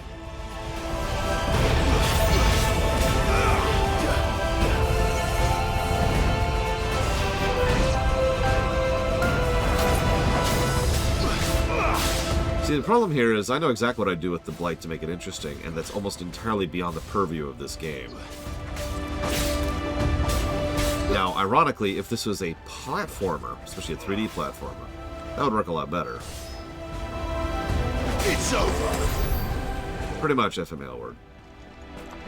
The Bahamut is a joke. The actual last dungeon, the real last dungeon in FF12 is the Pharaohs. And that's what I meant. That there's the, there's the last dungeon, and then there's the actual last dungeon, which is before it.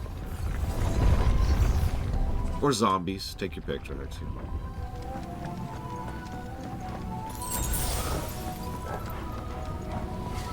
I think the worst part is I can barely breathe right now.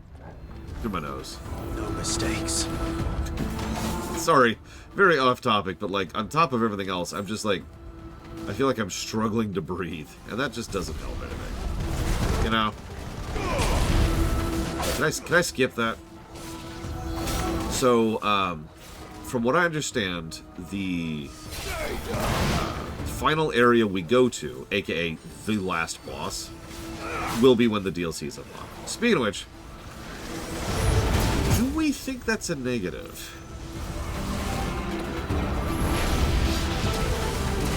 From a personal perspective, it kind of is a negative, like 100%. But like, from the perspective of a review, do we think that's something that diminishes the quality of the game?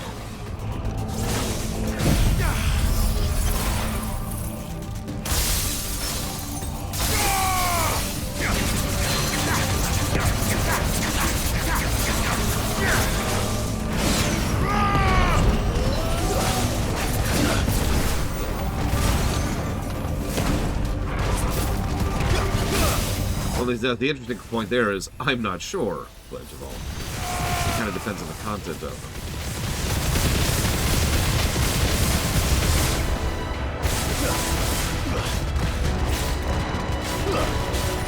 Oh yeah, it's Ignata's key. Ooh, there's a good comparison.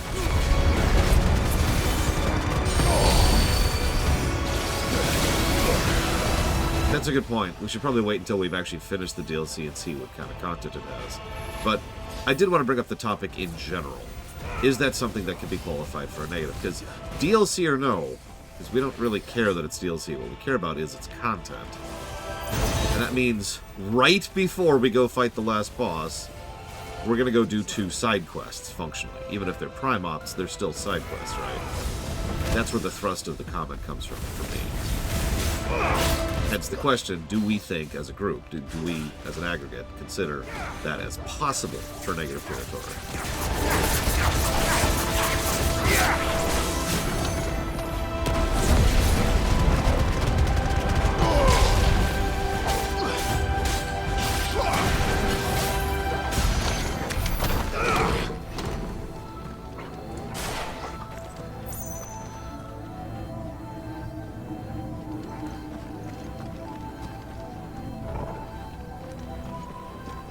Love that bug.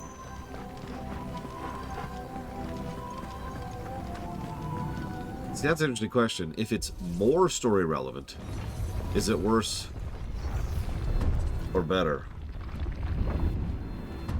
Let me explain that a little bit. All right, we're gonna go fight the final boss and save the world. But wait! First I have to get 15 chocobo eggs. Is that worse? Or is, we're gonna go fight the final boss. But wait! We have to go do this incredibly relevant thing to the final boss, then fight the final boss. Like, which of those would be a worse scenario for you?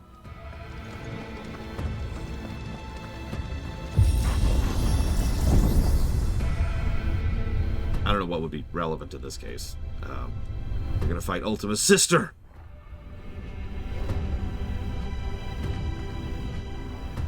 Have you heard of chocobo breeding?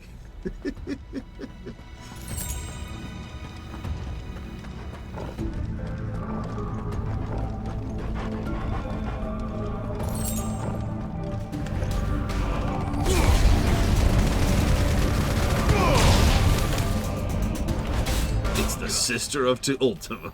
Oh my god. This won't be easy.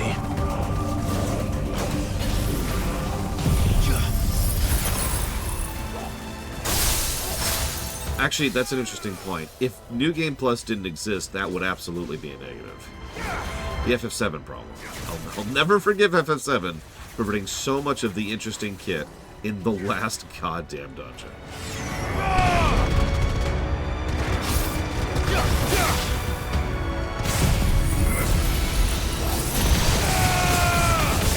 No, I sincerely doubt Ultima will reach the level of the Sister of Takuma. You have to get to Jailer levels to get that bad.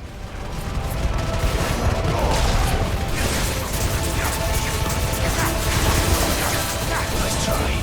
Probably, Rex. We've talked about it many times over the years. One of the easiest solutions for backloading it is to add New Game Plus. It's not a perfect solution, but it does pretty much guarantee that the player has a chance to actually play with their new kit.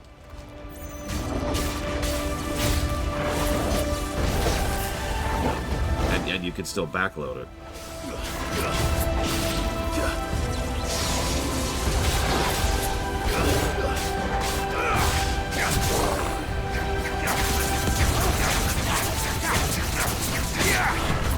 Yeah, I can see that. So.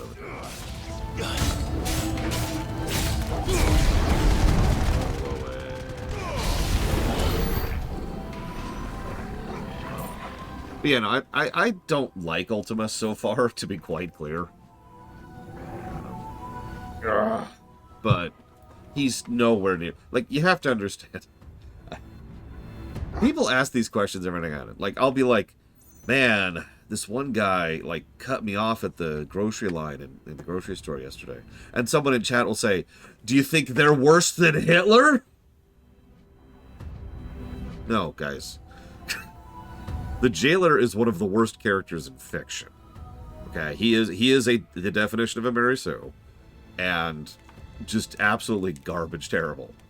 So no, Ultima is not at the level of the jailer.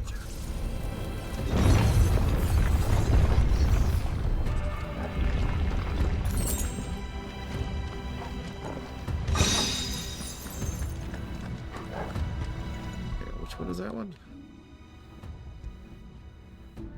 Oh.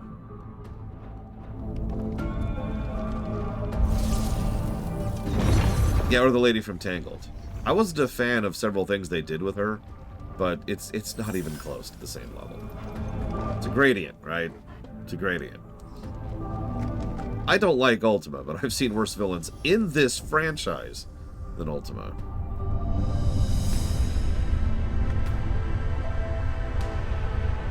Yes. Some of you probably don't fully understand or appreciate the jailer, and that's a good thing. If I were Barnabas, yeah, Ranjit, bingo. where would I be? The top. So I could look down on the world. Right. Anyways, hear me out for a second. So, Sargeras is the main villain of Warcraft, okay? Sargeras also was built up across... someone do me a favor real quick. When did Legion come out? Just Google that really quick. Please. I'll kill this trash. And move on from this trash.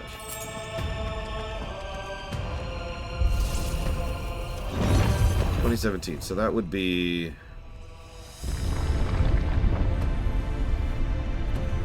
22-ish years? He was mentioned in 2 and developed in 3. But the point is, Sargeras has been around since Warcraft 2 and was a character as of Warcraft 3. Well, a background character, but a character nonetheless. In fact, Warcraft 3 actually implied he was dead. Let's ignore that for a second. 2016, so that's like... It's a lot. It's 20-plus years. 20-plus years across multiple games and expansion building up this character, okay? That's Sargeras. He's the main villain of Warcraft. Then, in BFA, they were like, oh, hang on, there's this new guy. He's called the Jailer. And he's the main villain of Shadowlands. And he's bigger. He's bigger than Sargeras. He's been behind everything Sargeras has ever done, and he's totally behind everything in the entire franchise. And they killed him off in Shadowlands. I shouldn't have to explain how that has already failed at the very basic level of character design. A lot of people try to pull that trick where they invent a character out of absolutely nowhere who has been behind everything all along. But it's so rarely succeeded. I'm not even sure I can think of an example where that succeeded off the top of my head.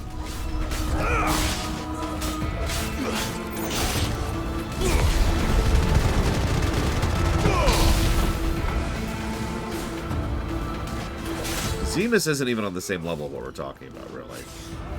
Because the Final Fantasy, there was someone else behind it all along thing, is just different than what we're talking about.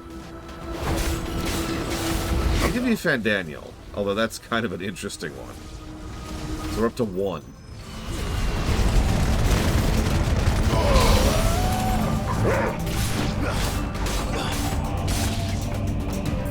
Vitier absolutely did not succeed at any of that, no. There's a reason I held up Vitier as one of my least favorite villains for a very long time.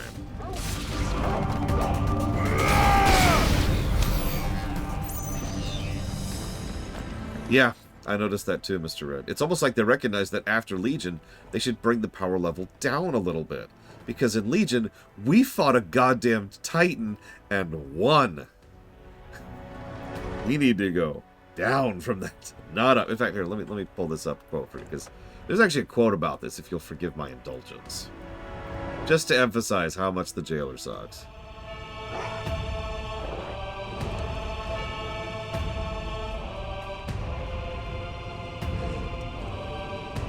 That's fair, Mr. Ed. I apologize. We defeated the Burning Legion permanently. Is that better?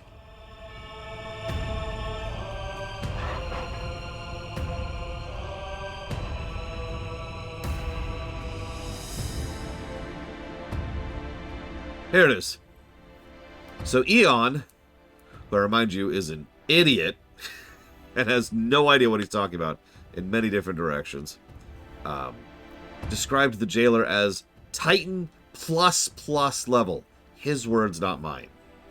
In other words, the jailer was Sargeras ++.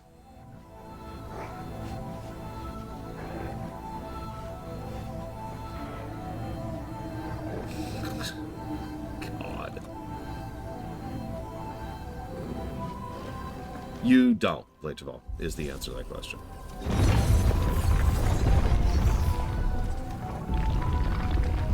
Honestly, and I mean this with total sincerity, I would put the jailer below Deathwing.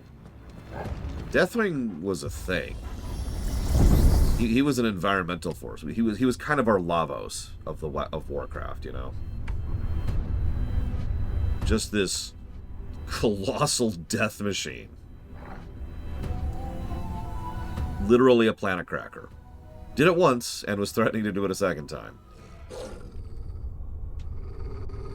Yeah, force of nature, exactly. It's like fighting a volcano.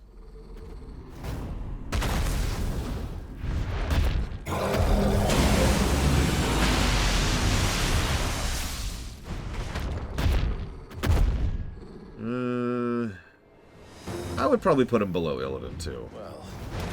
But Illidan, a lot of Illidan's power is in his skill. Because Illidan knew a lot of what he was doing.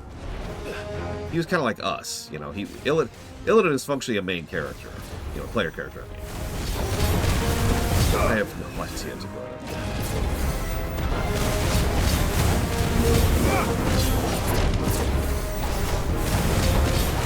to further answer Blade Javal's question, I'll use two games that have both brought down the power level and still been engaging from a combat perspective. Both MMOs, even. World of Warcraft and Guild Wars 2. In both cases, we've already peaked in multiple ways in terms of what we fought and how much we've dealt with. Now, I can't actually go into further details without really getting into spoilers, but the point is, in both games... Whoops. Both games, you know, we peak and then the game keeps going. And the answer is actually fairly basic, even though it's kind of a cheat. What you do is you don't try to make the next enemy, the world colossal death-ending death, doom death. You just make it another enemy, if that makes any sense.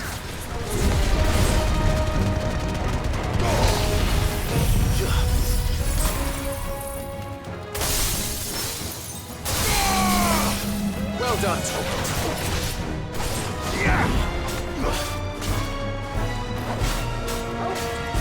Yes, it's the same friggin' fight. Again. Same moves. Same dodge timing. The mini-bosses have been pretty static for a while, so look, he's even got the same Spirits Within attack. I made the joke about it the first time we fought one of these guys. No jokes this time.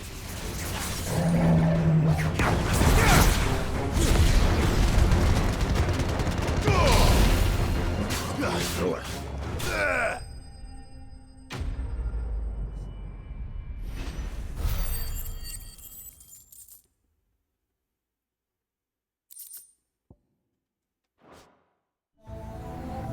What was that thing?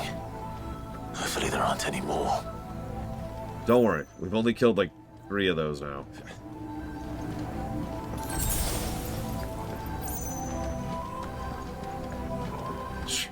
Surely there's no more, right? Alright.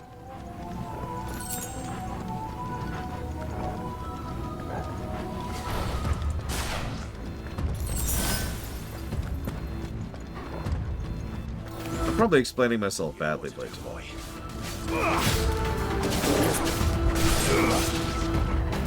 As long as the combat itself is engaging, it doesn't really matter if what we're fighting isn't world-ending anymore, you know? As long as it's fun, who cares if what we're fighting is lower tier than what we've already beat?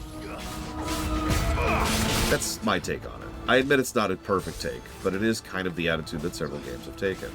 Because, yeah, as you said earlier, the only real other options are either A, try to escalate continuously, which is a terrible idea, or B, chop it off.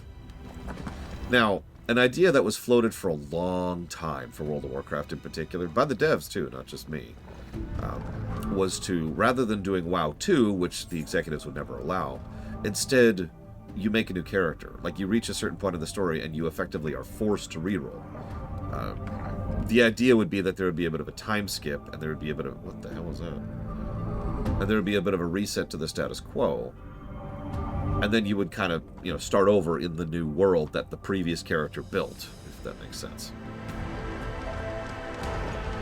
Now, you can probably see why they didn't go that route. Too many players would absolutely hate that, but I will admit the idea was interesting.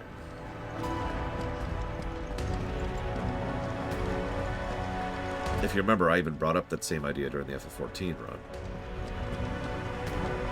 Like, at a certain point, the Warrior of Light retires and goes off and becomes an NPC.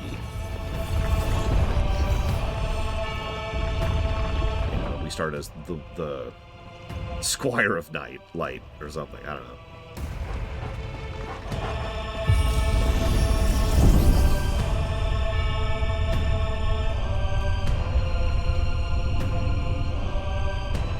So, Savacom asked, what's the worst villain in Final Fantasy? Don't worry, I didn't forget. It's true of Unvalkenstein. Lord knows Seasons of Discovery has been doing some very cool stuff. Oh, they would hate it, Rax, which is why they'll never do it. Oh, hang on, we might actually... Do you mean just main villains or any villains? Because any villains, the answer's Ranjit. If we're talking main villains, yeah, Buna Velzeblah is probably my pick.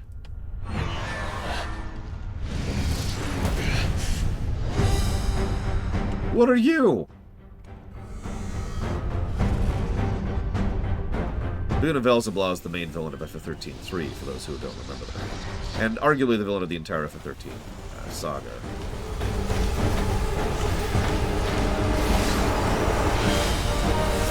Look, I like Geodes as much as... Okay.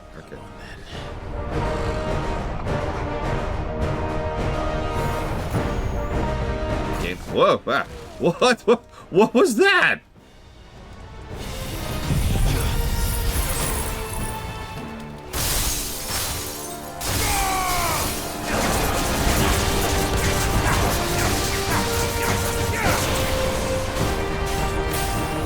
Thanks, boy.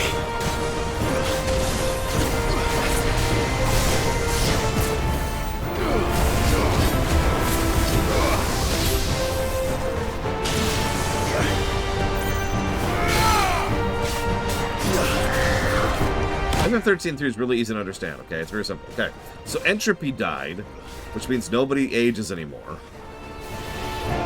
And their local creator deity is throwing a tantrum, as is his wont, and insists that all humanity needs to die.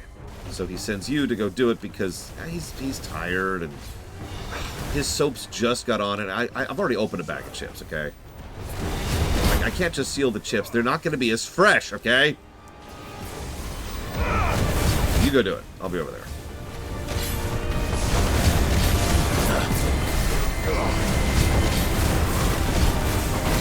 FF13 has its good parts, but it is still FF13. Yeah, he's watching General Hospital, okay? Just give him a break, okay?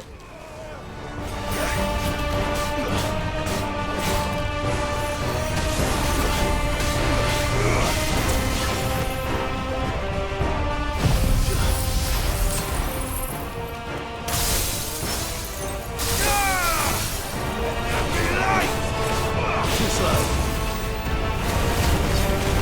13-2 was one of the best games in the trilogy, which is honestly sort of sad, but I do still think that.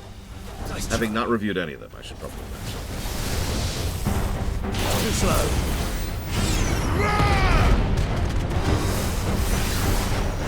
God damn it, you asshole. Wasting my cooldowns.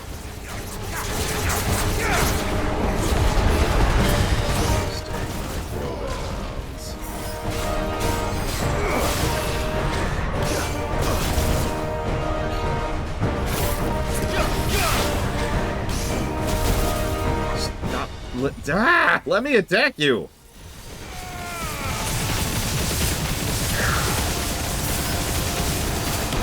God damn it. Oh, I just wasted everything.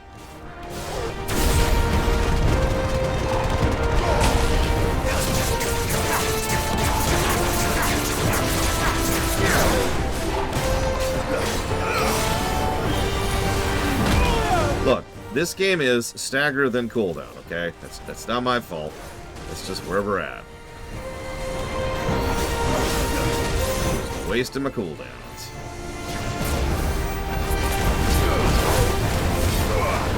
Yeah, that's a good point. There's no hope in 13.3. 13.3 is... I wouldn't say it's unredeemable. It gave us the pronunciation of Gissel, after all. But, it's the most problematic of the trio by far. And I say that knowing how unpopular the first game is. Nice try. Can dress up as a bikini girl in 13.3. Keep that in mind. Hey, Ross. I'd say how many other games you could do that in, but then I remember 10.2 exists. Too slow.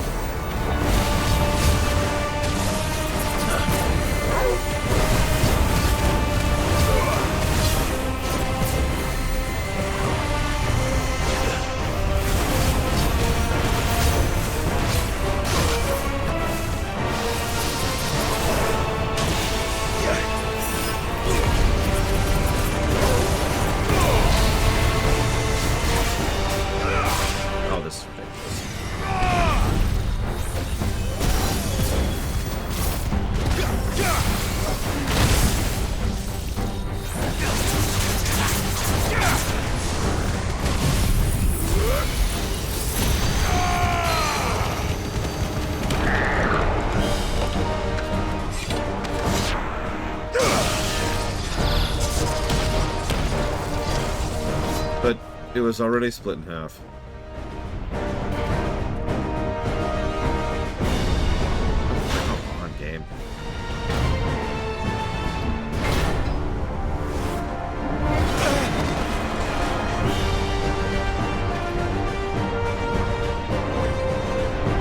So now time to fight another Iron Giant. What's one more, eh, Toggle? You can at least give me my cooldowns back, right, game? Maybe. Nice try. Yeah, I'm feeling a padding negative to this dungeon. Anybody else? Just one, but like this is a little bit too much.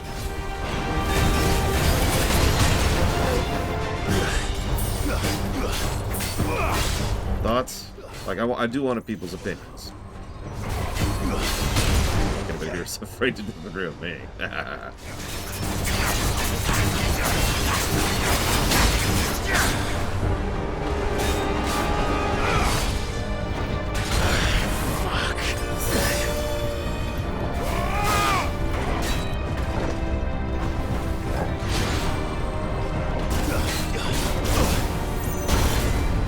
damn it, I just don't have my timing.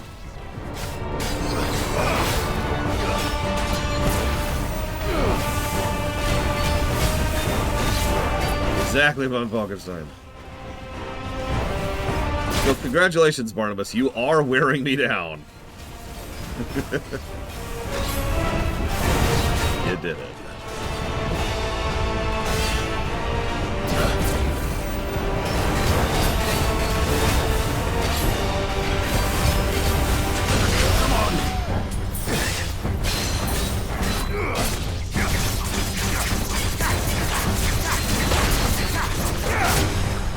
What's funny is you'd think the game wouldn't need to pad its runtime. We're at the 50-hour mark. Actually, right now we're at the 52-hour mark. Like, You don't need to pat us, game. We're here. We're here. It's a chonker. We're already there. Okay.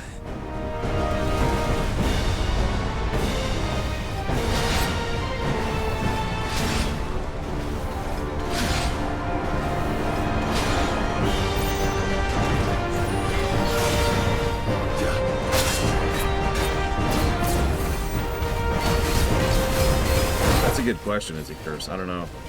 I am rather curious too.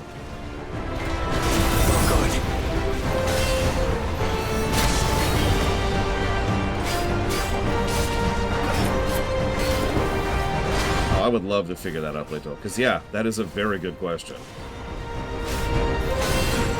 We've theorized several times that this game might, in terms of just pure combat, be the length of a Devil May Cry game, aka about 15 hours. Nice try. Now that wouldn't be a perfect comparison, because Devil May Cry games always have cutscenes, but you get the idea. Damn it.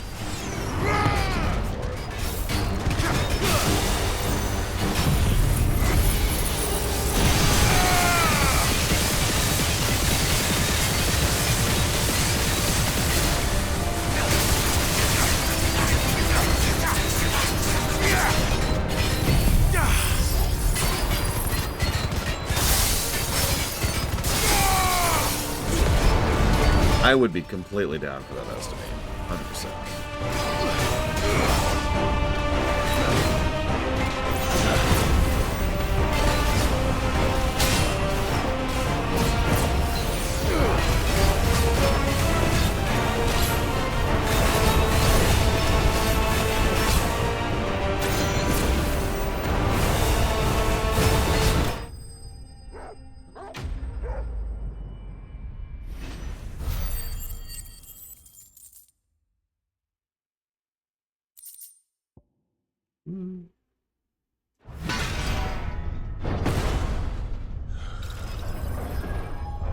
Reverie, right?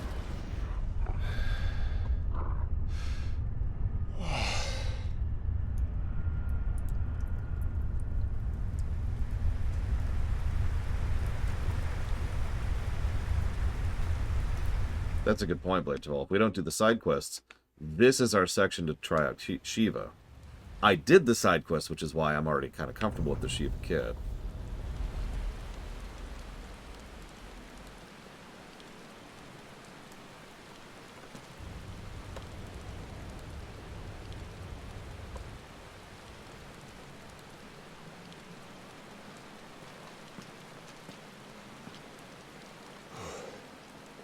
Almost there.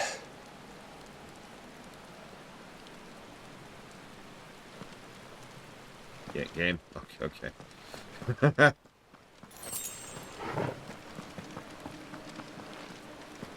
Of the icons, my favorite individual kit? I'm not sure I have a specific favorite. In terms of fun, it'd probably be Bahamut, but in terms of practical application... I mean, you'll notice I'm using Garuda, Ifrit, Ramu, Shiva, and Bahamut right now. That's my setup. By logical definition, the only one of those I'm using twice is Ifrit, so technically the answer would be Ifrit. The other answer would be that Ciela _ is awesome. Thank you very, very much for the sub. Always appreciate you. Hope you're doing well, or as well as you can be.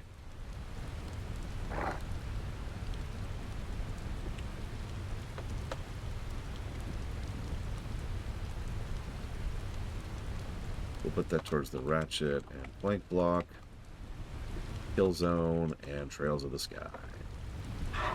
Block.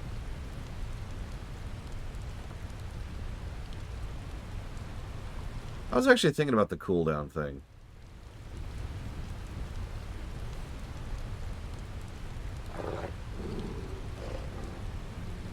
I think what would not surprise me is if the cooldowns were originally either non-existent or much shorter. I can feel him. And they decided that was a bad thing because all you do is spam abilities. But, and this is going to sound really strange, I'm not sure why that would be a bad thing. For those of you not aware, God, I can't even talk right now. For those of you not aware of the terminology, there's a concept when it comes to combat in video games called white damage, yellow damage. This is white damage. In a typical Final Fantasy game, that's the fight command. In an MMO, it's the auto attack. Your basic attacks in like Dragon Age Origins, right? It's white damage. All it's doing is just your basic attack, nothing else really added to it. There's ways to make it interesting with buffs and debuffs, but it's just this, right? Yellow damage is this. Yellow damage is when you actually use a basic ability, right? So I find myself wondering, yeah, good comparison, Rex. I find myself wondering if they decided, for whatever reason, that leaning on yellow damage was a bad thing in this case, and thus wanted you to lean on white damage for more of it, hence the cooldowns. Now, some of those cooldowns are pretty quick, but some of them aren't. Like, Ignition comes back almost immediately, but to use another example, the Will-O-Wisp thing has, God, like, what, a 60-second cooldown? Which doesn't sound like a lot, but a full minute is pretty much an entire encounter cycle. It's also one of the reasons why I'm using these two abilities. Both Shiva and Bahamut are relatively short cooldowns, where, by contrast, over there in, say, Ramuh's thing, his ability is like a solid 2 minutes. I was actually thinking something similar, Rex. But even that, I don't know. It's an interesting question, because there's nothing inherently wrong with leaning on white damage or yellow damage or encouraging both. It's just something that has to be taken into consideration. I find myself wondering if more of an emphasis on something like buffs might not have been something enjoyable in something like this, right?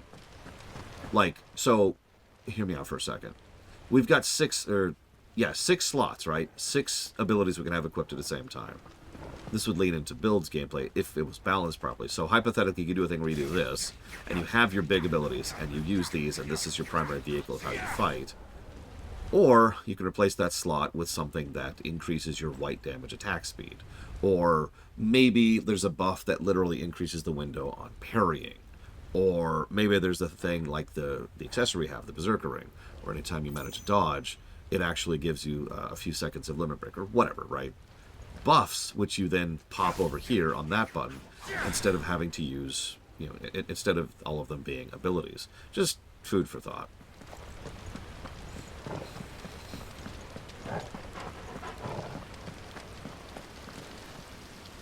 Yeah, maybe there's a buff that makes it so that enemies' white damage literally bounces off of you until they break the shield, like we have to fight against Protect. Anyways, now let's go fight Odin.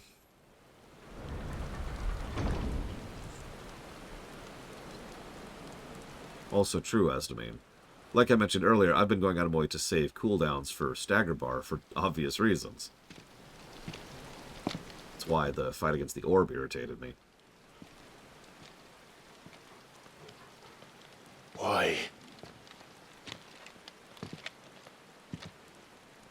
The blade must ever feed if her edge is to remain keen. Butcher. What care you for these worthless creatures? They are nothing. Weak from the moment of their conception. What is going on with that texture? Ever longing for power not theirs to command, they turn unfailingly upon themselves. Look at that. What is that? They roam in filthy flocks, eager to trample those few gifted a fleece of gold. Or that they might feel contentment with their pitiful existence. Prejudice and persecution, severance and strife, every earthly wrong springs from the malice in men's hearts. Malice born of the pain and suffering that is free will. And there's his motive, right? Assuming Ultima doesn't exist, Barnabas has just, oh my god, it's doing it in the, look, it's doing it in the pause. Barnabas thinks free will is the problem. So he's going to solve that in the only way he knows how to. Yeah, his motive is Ultima. Ultima is so redundant with Barnabas here. Its corruption is gnawed at your being from the very moment of your birth. You're wrong.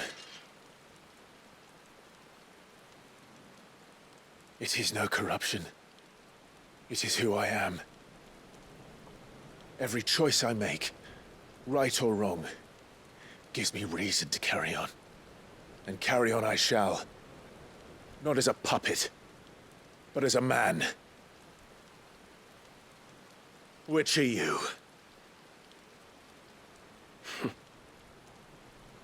There was a time I too thought those the only choices. What? Long ago, God granted man the gift of magic. And with that gift did he build great civilizations. Yet over time, man lost sight of the gift's true meaning, stepping from the path of shared prosperity to one of avarice. He abandoned his creator for sword and flame, and through his folly, beckoned the blight. Yet, there were those few who refused to turn their eyes from the heavens, and they prayed to God that he might lead them back to righteousness. Pick one theme again, by the way. And the Lord, he did answer. Before the worthy shall the gates of paradise open. And so did I spread my arms to the ether, and cast my soul upon its gentle waters. I gave myself unto him.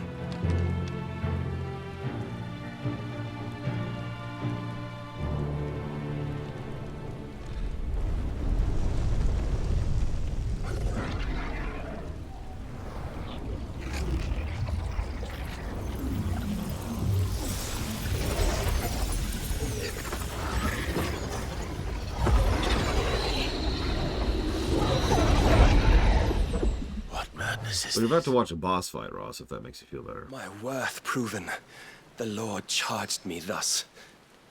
If your kind are to find salvation, they must be made to serve. You see, paradise lies but a single step away. Could we only take it? Could we only leave our transgressions behind? For none save the pure of heart and mind may set foot in the new world. I will save us. But it all begins and ends with you. You are the key, Mythos. And with this humble offering, shall I prove my faith once more. So you forsook your kingdom. You forsook yourself to serve. Notice this dialogue doesn't even really need to be changed if we change Ultima from an individual to a spell, as I suggested. Tell me, how is that living?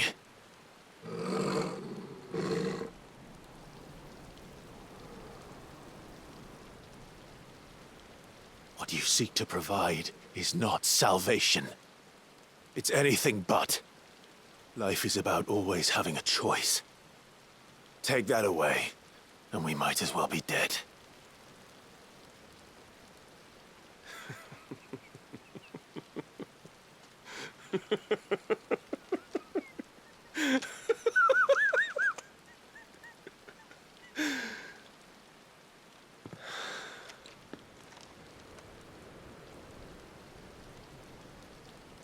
Very well.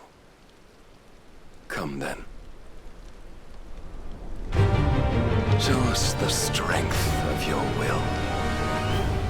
It's not the strength of my will that should worry you, but the weakness of yours.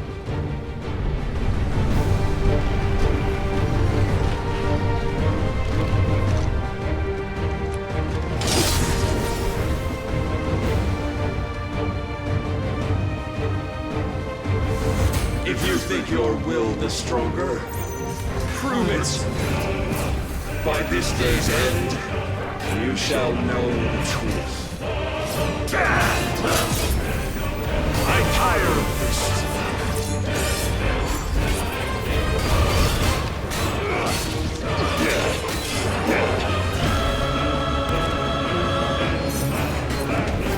You will obey.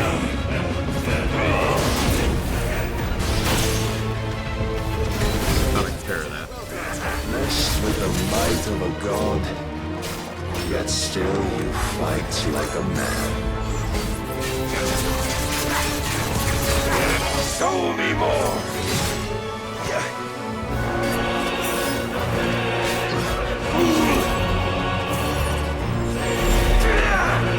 Nice try. Must I show you? I don't know if he's parryable. It would make sense if he wasn't.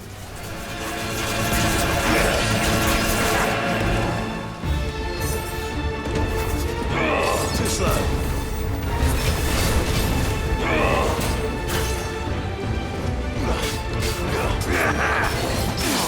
Well. Yeah. Don't disappoint me.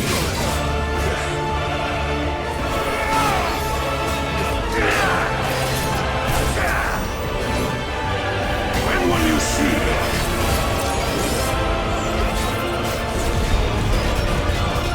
Come to me.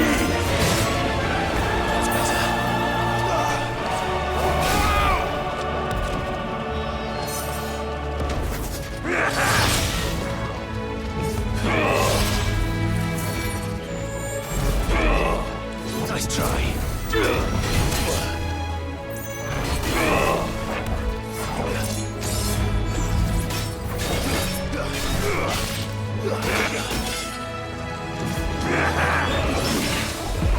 Just to prove it wasn't a fluke.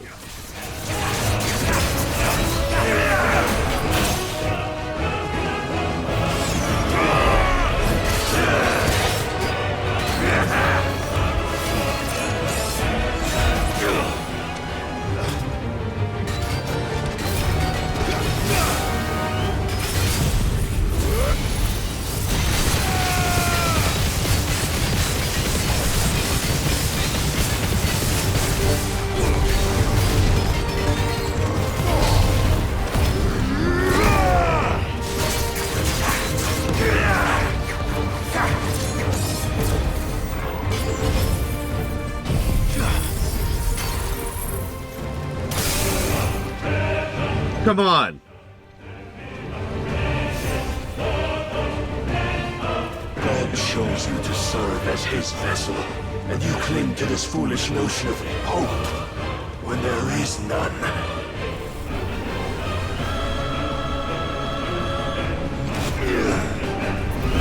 Fuck!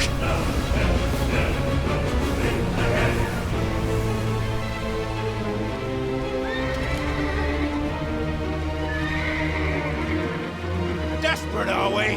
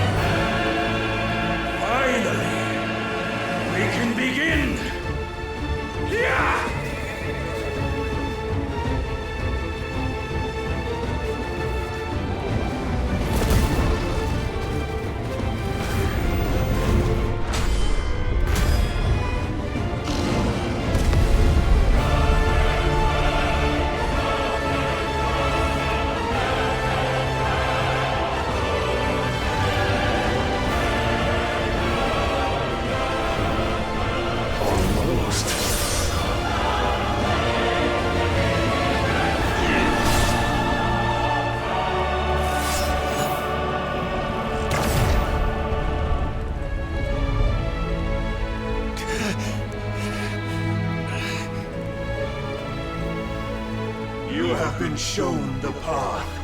Now you must follow it. Free yourself, Mythos. You will not defeat me otherwise. We'll see. Okay. still require persuasion.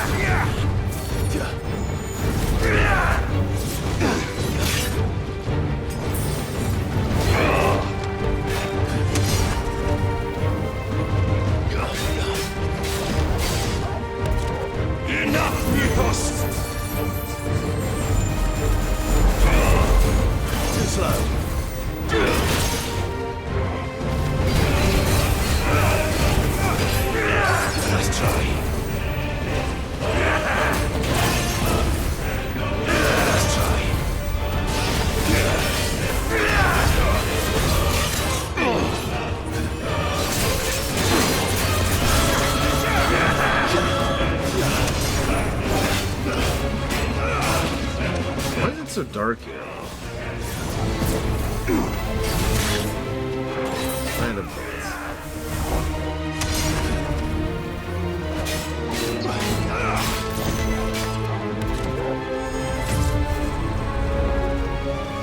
Your will hinders you.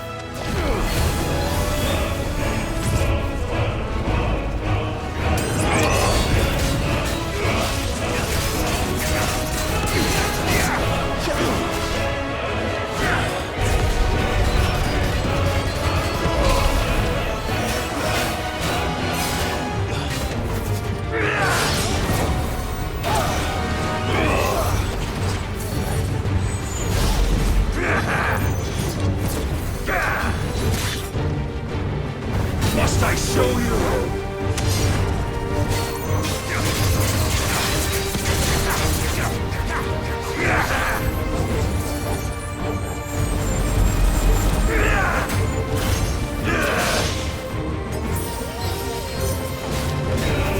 You will obey.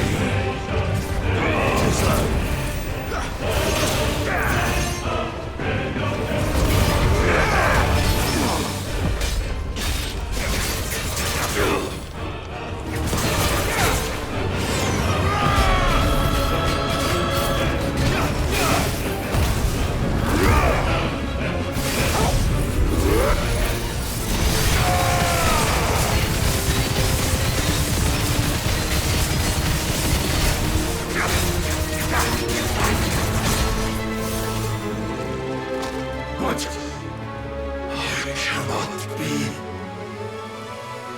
Defeated? You admitted defeat the moment you turned your back on us. When you turned your back on the truth, Barnabas. We are not as weak as your God believes.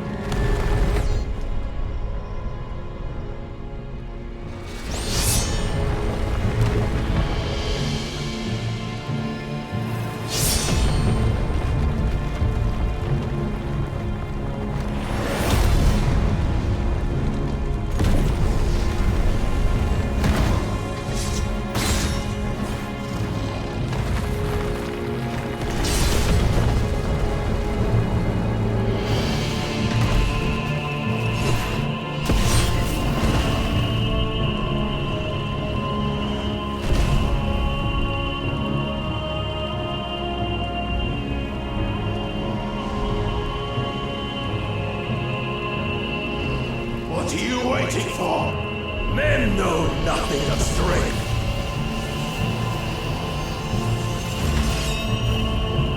But you will.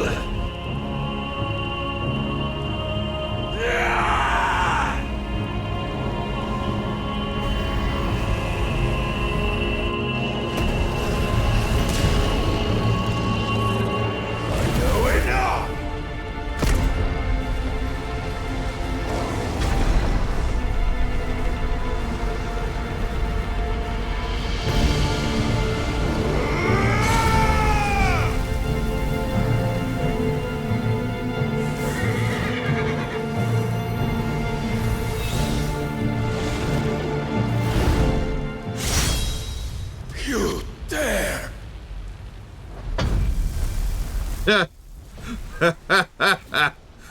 Okay. Could it be you have made a weapon of your weakness? My apologies.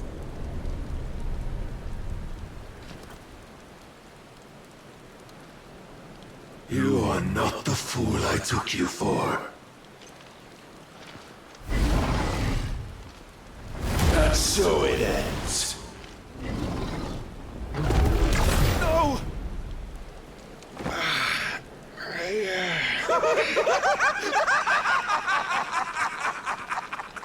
Don't tell me you are tired, Mythos! Your stubborn defiance has stirred my long-becalmed heart, filling it with a joy that I have not known for generations! Of course he's a combat sexual. I had thought the tantalizing kiss of self-indulgence a dream forever out of reach. And now that its sweet ruin courses through my veins, I shall not be quick to relinquish it. Show me your work, Mythos, that I might revel in it! Okay. Oh, Jesus Christ.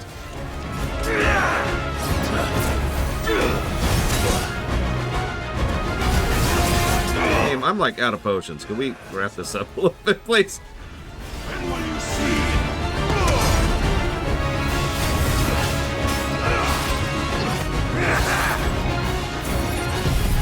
Wrong button. Whatever. I'll take it.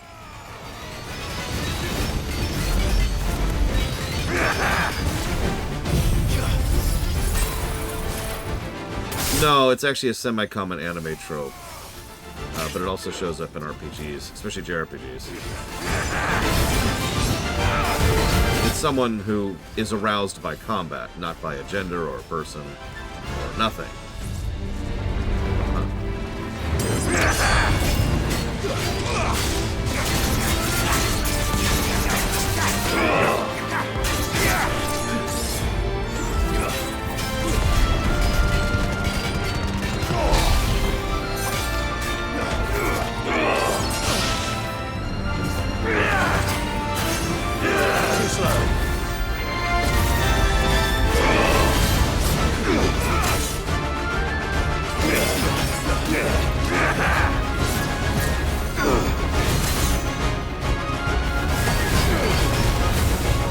Telling you, this should have been the final boss. Ah, jeez, here we go.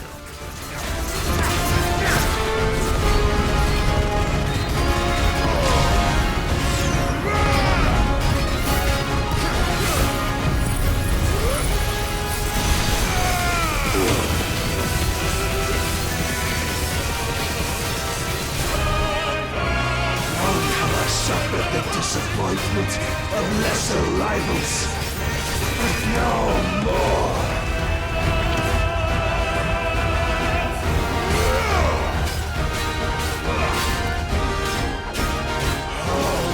Constant congregation, salvation is come.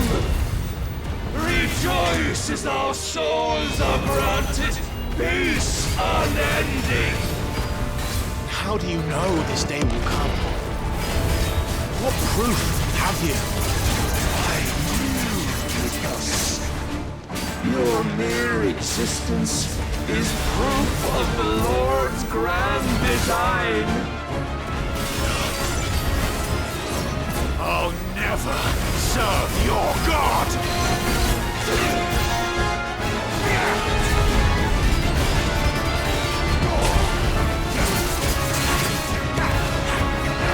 Then you will never know this power.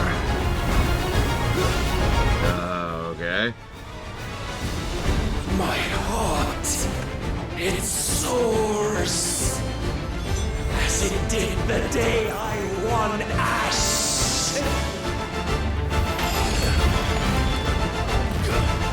Since then, many have sought my crown, Ethos, but none could wrest it from my head. Ow. Second to last healing item, by the way. Come! Have you the strength? Have you the will?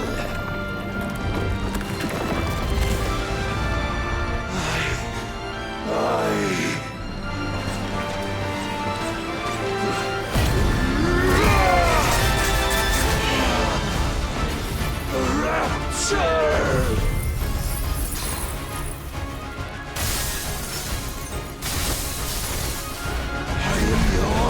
Ethos, claim me as your... Stunning me! Dropping my friggin' cooldowns.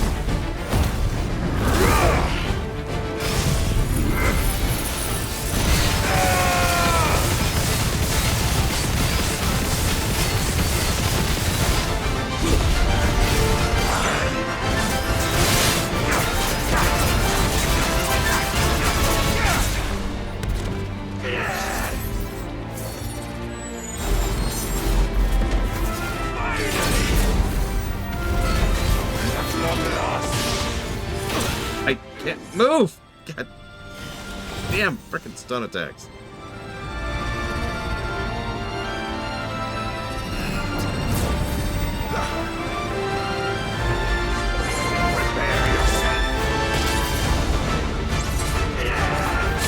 No. No.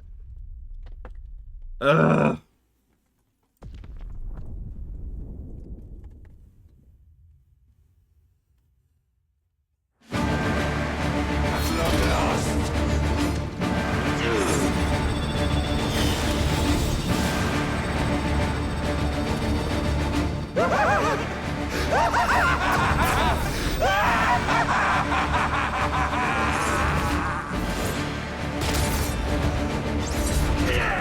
Too slow.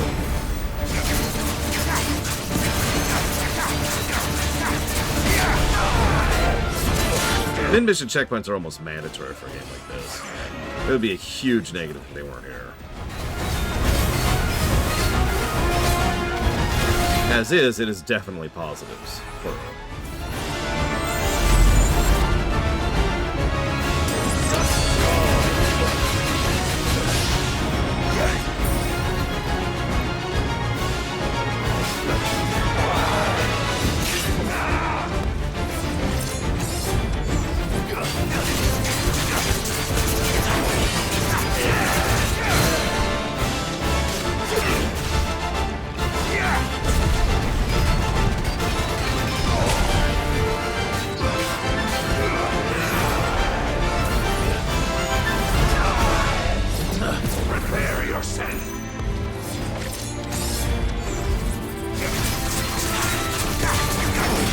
not disappoint! Nice try.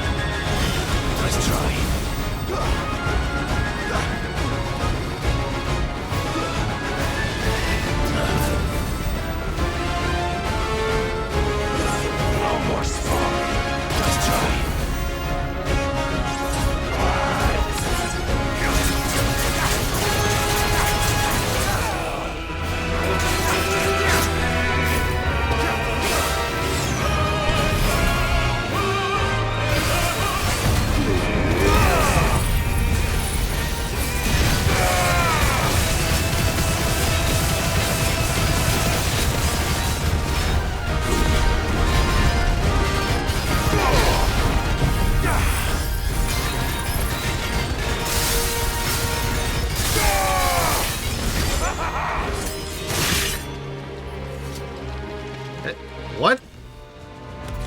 I'm not even sure what happened there. He just decided to kill my cooldowns.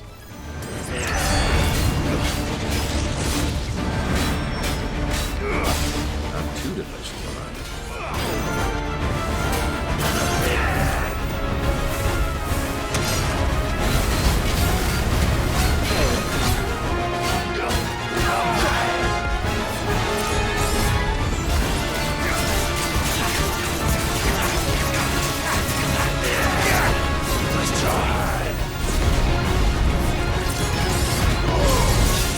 Could you not do what you're doing, please? I'd appreciate it, thanks. Ah, hang on, Sakage. Everyone's trying to get me killed during the frickin' boss fight from hell here. Which I suppose makes sense. I can't argue.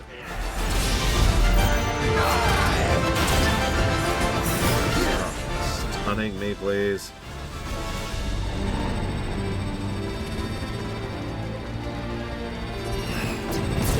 I wonder if you could parry him there.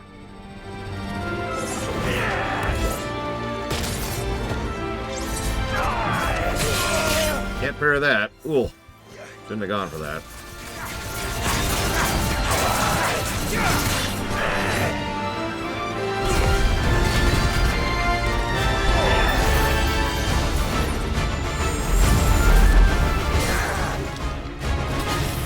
Screw you.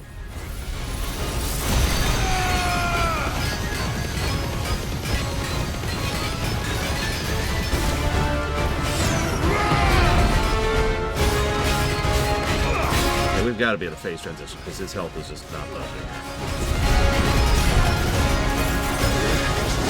Rax!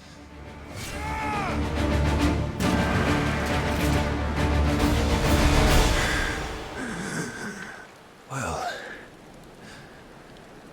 the day is at an end. And we both know the truth. It is I who stand victorious. My will that prevailed. Your will? No. It was his. Clive Rossfield.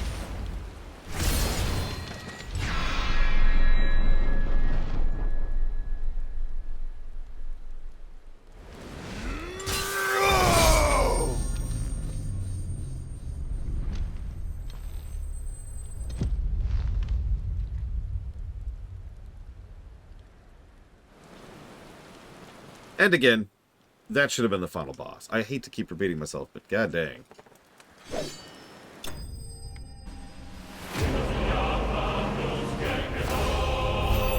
Yeah, we gotta steal his power, because I happen to know that Odin is going to be a kid I'm going to enjoy. Oh my god, stretch. Okay.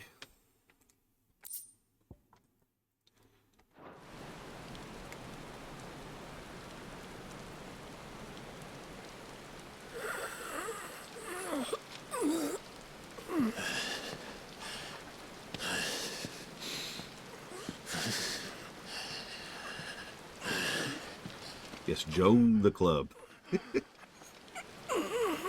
Anyways, that was an awesome fight. Mostly that last phase. Perhaps there is strength in will. Join the club.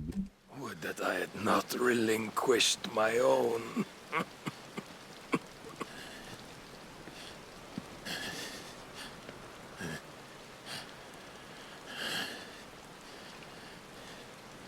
You relinquished nothing. What was it, if not will, that made you strive for a new world? Strive to win your master's approval?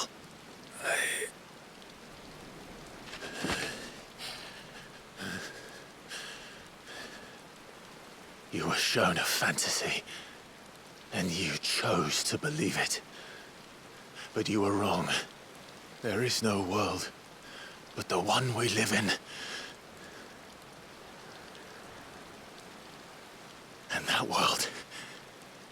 that world is worth saving. Even if it means killing a god.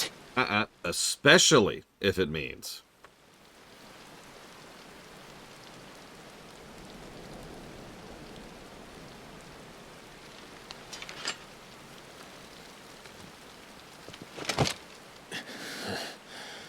Bold words. From one who has served the Lord so well. This is pointless.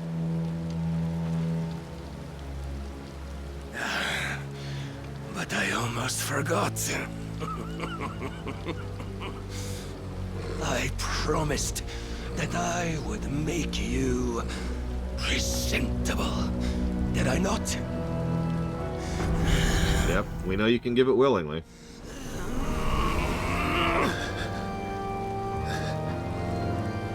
We shall fulfill our destinies.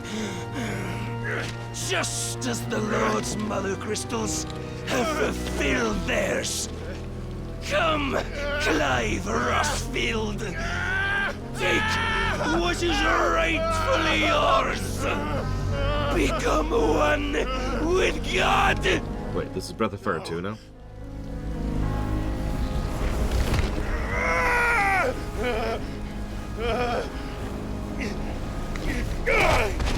Now we do that.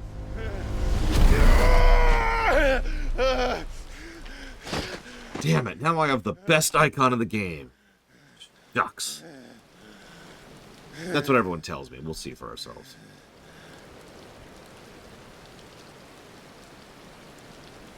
At long last, salvation. I'm coming home. Mother.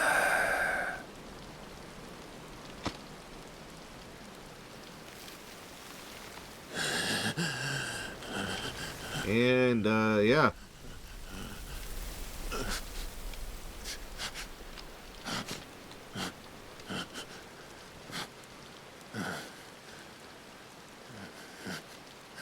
Tell me, how does it feel? Who are you? Show yourself! Face me! How does it feel to consume your rival's strength? To gorge yourself on their beam? To edge step by trembling step, ever closer to the divine? Okay, I have a weird feeling this cutscene is going to go on for another 50 minutes, so really quick. Thank you, Vanzi Games. Appreciate the sub. And appreciate the support. If you want to put that towards up to 3 upcoming streams to increase interest in them, please let me know. Thank you, Sakage, for your support, as always. I put those towards dealer's choice, although as a reminder, you can also put those towards genres if there's a specific type of game you're interested in seeing in the future. And thank you very much, Rax. You also didn't put that towards anything. But I do appreciate your support, nevertheless. And finally, thank you very, very much, Lucas Slaughter.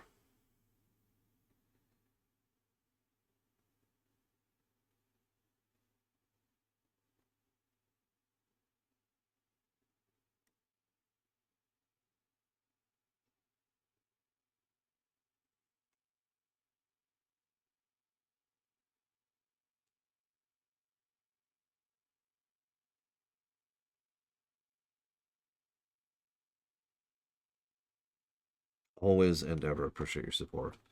Thank you very, very much. I've put that towards the 3 Trails blocks, which will someday happen. God help us all.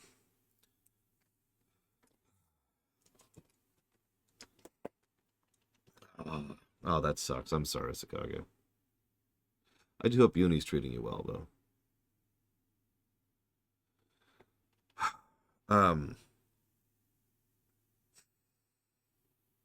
Speaking of which, someone was asking, I think Lucas Lauder was asking about Discord. My mods can handle Discord invites because I literally can't. For anybody curious. Right as I pick up the controller, you waited, didn't you, Rax? He was just sitting there, like his finger on the enter key, ready, and then as soon as I picked up the controller, BAM! Sonic 2D Sonic block, which I need to split those up soon. Yakuza block 1 and near done. I'm gonna pick up the controller. We're gonna rant at Ultima for a minute. Okay, we're good. With or without a will, you are still but a vessel, our vessel. Behold, how your body shudders in anticipation of its fate.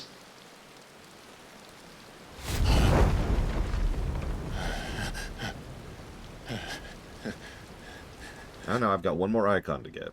Possibly 2. It's not yours yet. No. Come then, O wayward child. We shall await you upon the back of the first worm. There, all shall end and begin again.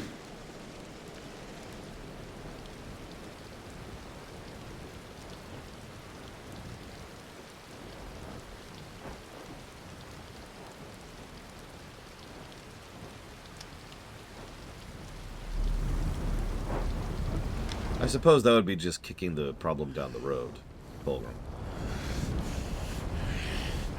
Because Ultima would just build another vessel at some point, or find one through random chance. Rar.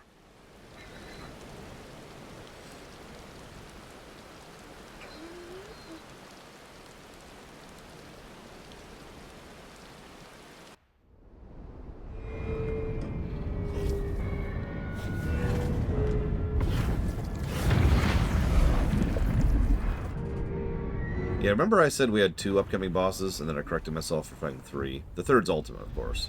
No, not the final boss. The first Ultima fight. But no. For some reason, we have another boss fight after Odin. And again, I know that sounds strange, but that does, like, that's kind of a funny sentence, isn't it? We beat Odin. Time to go beat this random monster.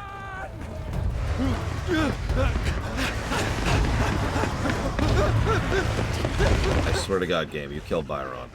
Quickly, my lord, quickly! At least the Dalmekians are finally proving themselves worth a damn.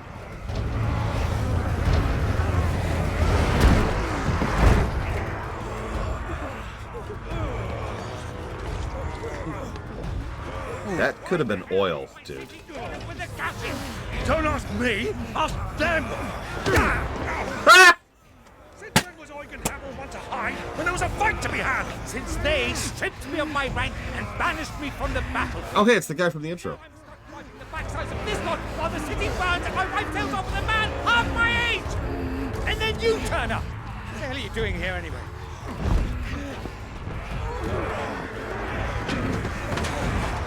What indeed? The enemy numbers 200,000 or more, counting the Yorks. There are simply not enough soldiers garrisoned in the capital to repel an army of that size. Then what of the central keep? Held by a contingent of soldiers and bearers from the surrounding boroughs. They are the sole reason it still stands. And all it took was an army on their doorstep to bring them together. Told you. Prospect of death does put things into perspective. Perspective. Perhaps it's what we've lacked all along.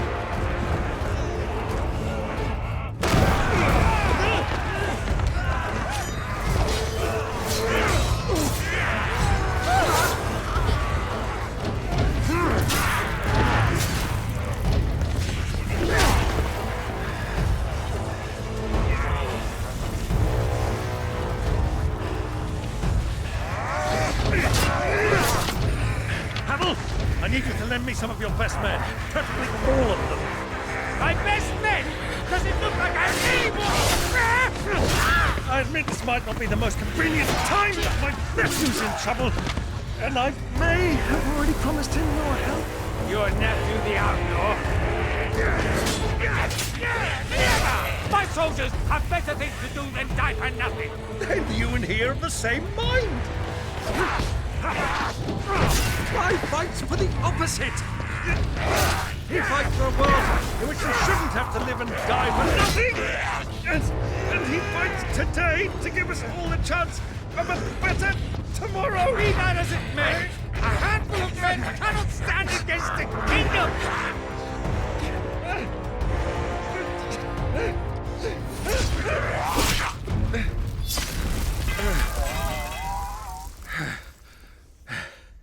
Then mayhap they are the wrong men.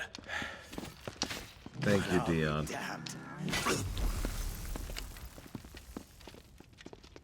Our numbers are few, but I shall rally as many of my dragoons as I'm able. You, apprise the Lord Strategist of the state of the city's defenses. Yes, Your Radiance. And you would fight alongside us? I owe the Phoenix a debt.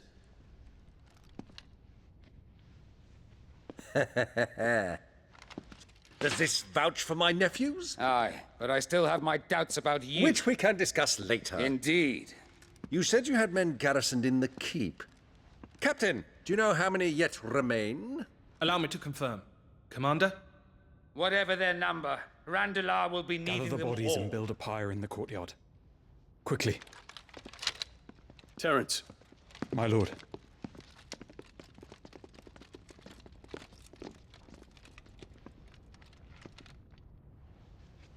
You will find a girl there.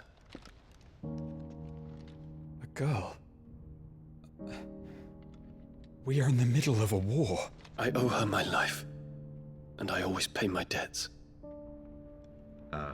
You are to see that she is provided for. Dion, I cannot leave. But you shall.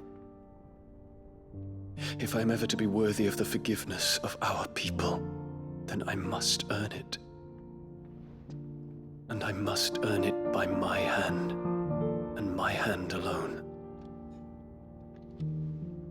Know that I do not ask this lightly. And know that I will do it. Oh. Farewell, Terence.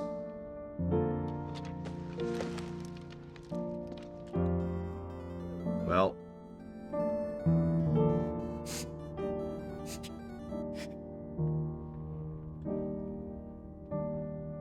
Farewell. My prince. I hope Dion does live through this, despite his intentions.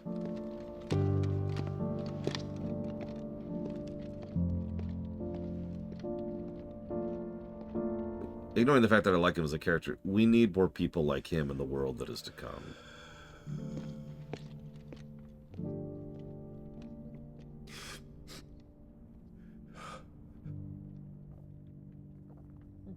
God, we need more people like him in the world that is now.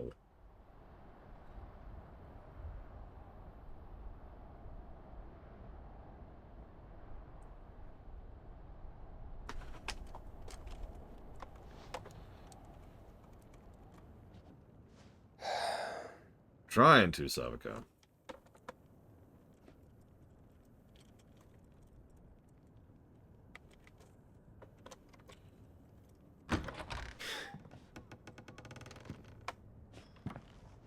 Clive, thank fuck. You alright? I am. But I'm a damn sight better for seeing you, Joshua. And Barnabas. The king is dead.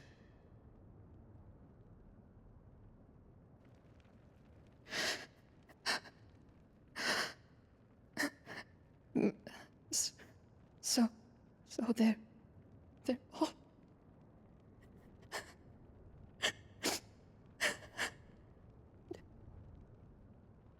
How would you propose I even play Pocket Adventure? Until or after to come.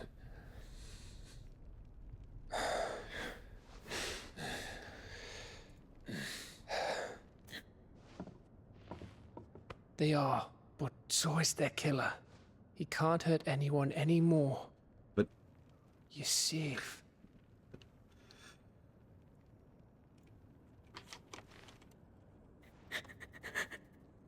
Yeah, I have a pretty solid rule. I need to have a legal copy of a game I'm going to stream.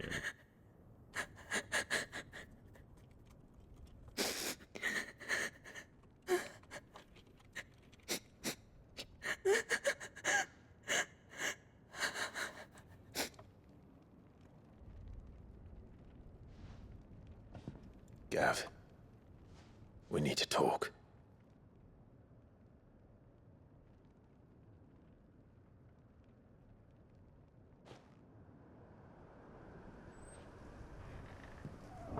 Yeah, that's Neo Geo only, if I'm not mistaken.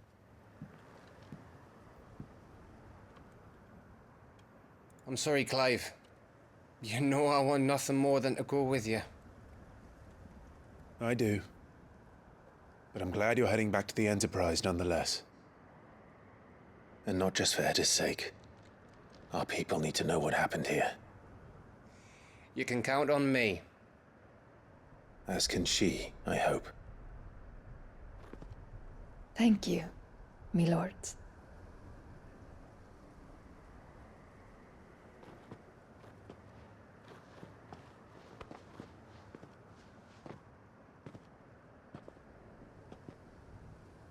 Do you think that was wise? Wiser than leaving a woman with child alone in the Deadlands. Yeah, no kidding. They'll be safer at the hideaway. For now, at least.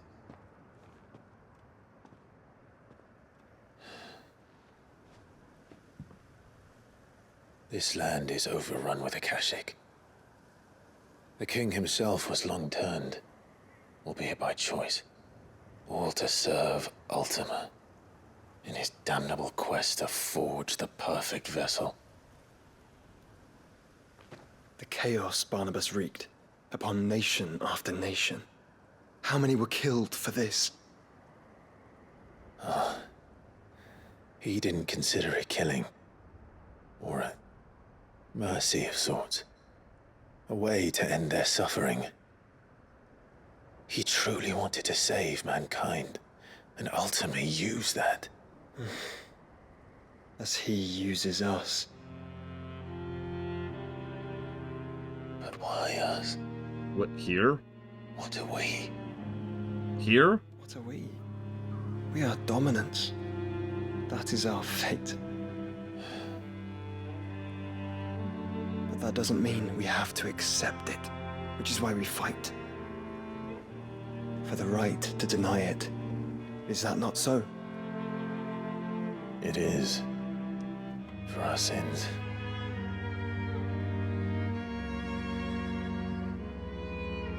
Barnabas said something else. That the Mother Crystals were Ultimas. Ultimas?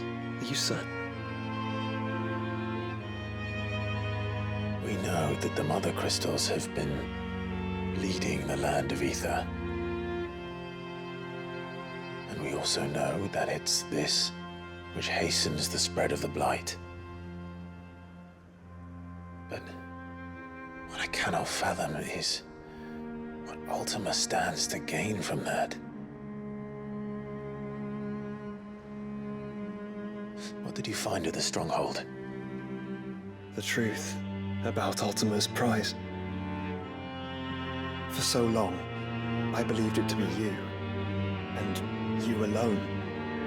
Yet, it is not merely a Freet that he desires, but a Freet and Phoenix both. That which we became in the skies over Twinside.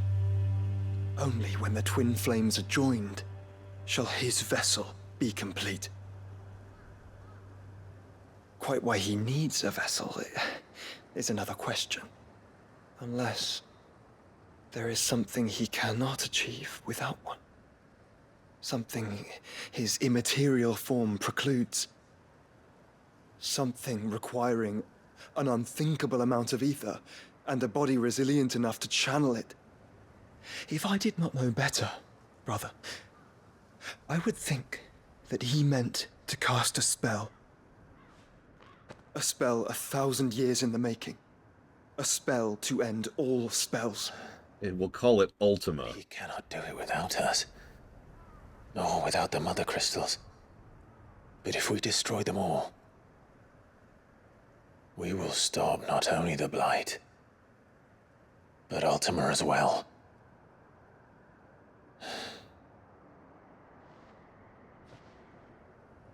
We stick to the plan then. Only this time, we face him together. Well, it's a long walk to Stone here. Let's not keep Ultima waiting.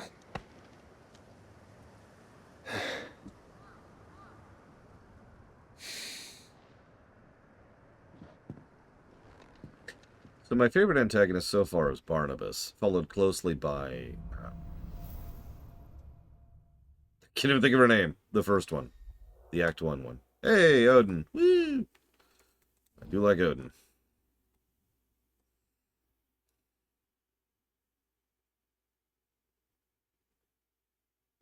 Benedicta. That's her name. When Barnabas fell, his magic died with him. The road to Stone here is barred to us no longer.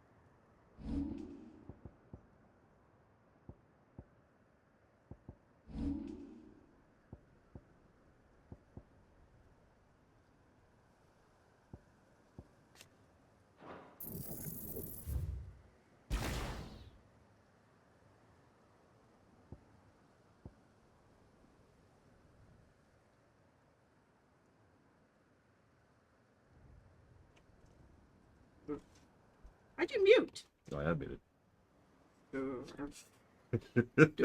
Why are you? What did I do? Oh God, I regret everything. I'm sorry. FF16 is the best game ever. Please, please no. Hi, stream. Ah! Ah! Ah! Ah! Why are you attacking me? Ah! I don't understand. Oh God, I can't even see the screen. You don't have a shirt on. Oh my God. Go find a shirt. Oh. You need a shirt. You can't just have pants on. I know. No, that's not Dive. Where's Dive? Where's Dive? No, oh, no, I know where Dive is. Dive is not here.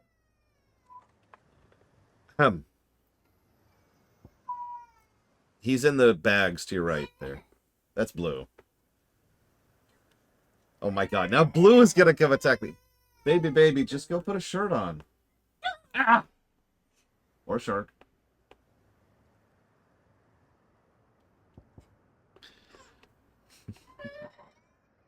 Hi, sis. Hi. What's up? So, I was hoping to see her new, haircut? Yeah. Yeah. Has it been fixed yet, is really the question. No. Oh, perfect. I've got to see it now.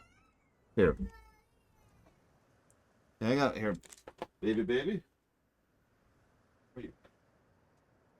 Hey.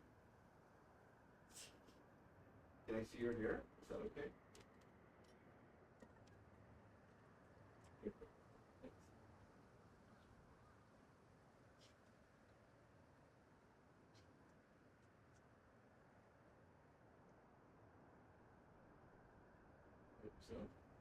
No, it's not very pretty, and we don't cut our own hair, Uncle Zachmas.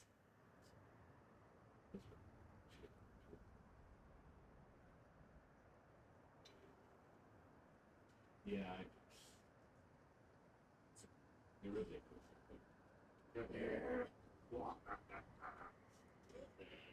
Squeeze hug. Another squeeze hug.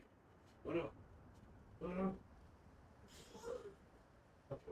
Well, we're losing again, girl. Okay, bro. No, one more time, girl.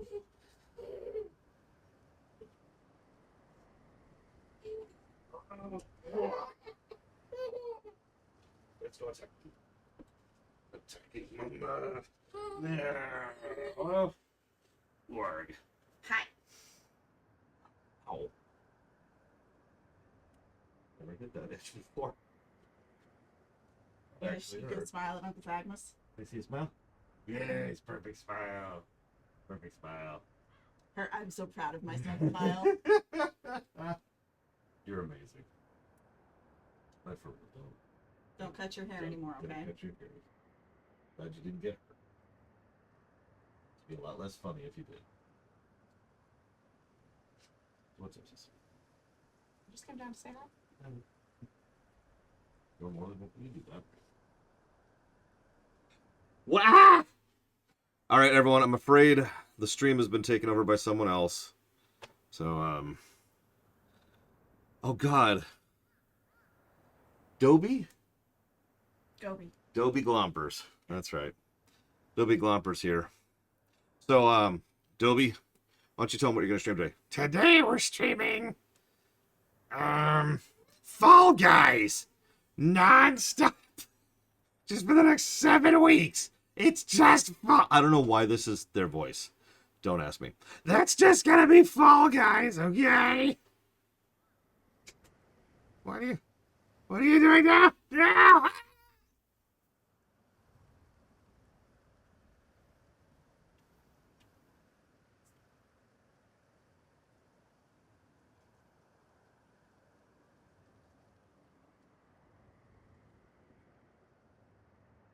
So, my amazing niece, the youngest, found the scissors this morning.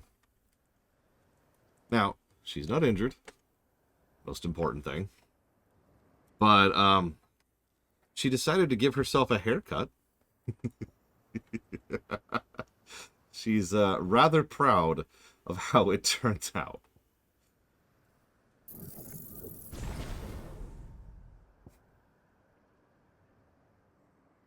All right. Let's see. Hey, Kay. Now, there's a name I haven't seen in a long time. I'm glad to know you're still there, Kay.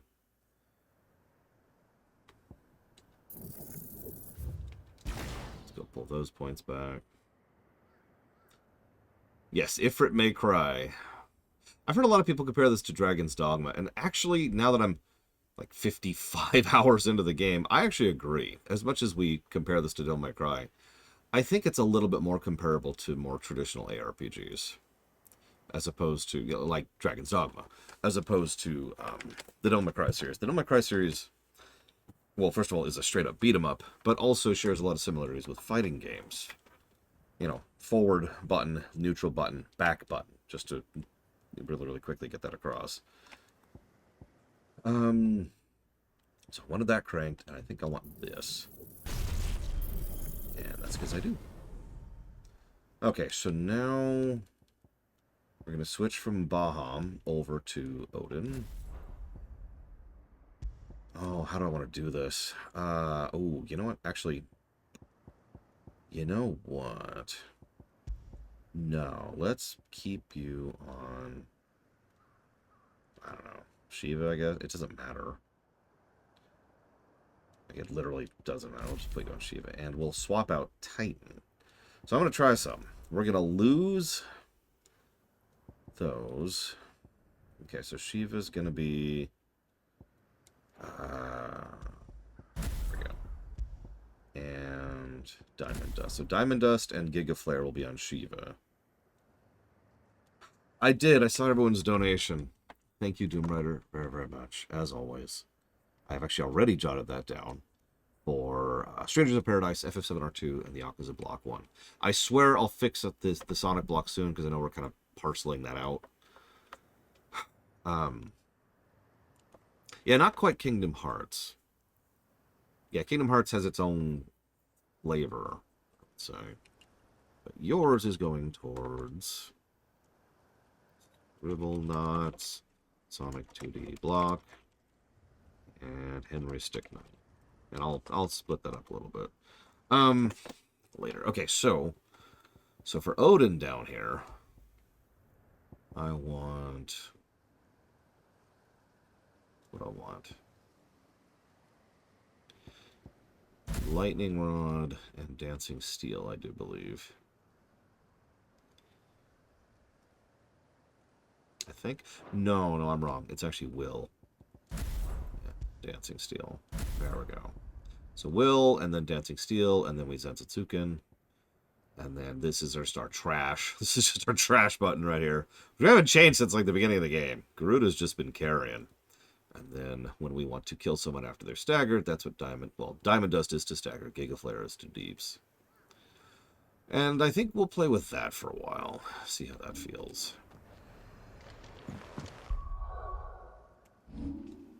Whoop. Let me hit all the wrong buttons here. There we go. Hey, there's a side quest. You've got to be kidding me. There's a side quest here? Okay.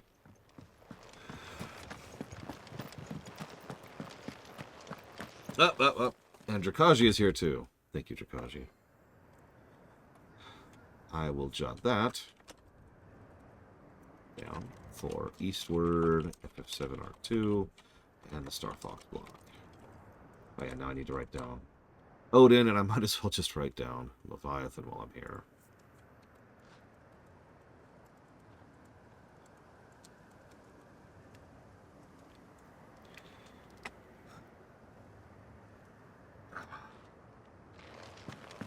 Yeah, so what's our side quest here?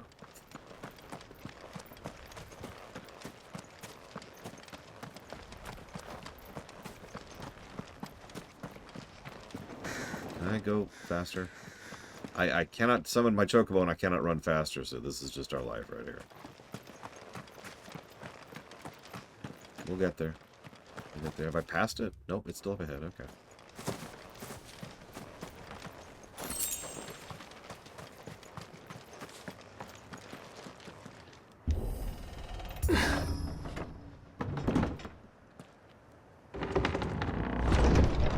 Yeah, settlement, aka a completely devoid area with nothing living in it, especially since we sent off the only survivor. And thank you, Brigwin, for being here as always, and for helping with those Discord invites, and for just generally being an awesome person. How dare you, making me look bad. That's going towards 3D.Heroes, FF14 Patch Trail, and the Beat 'em Up block.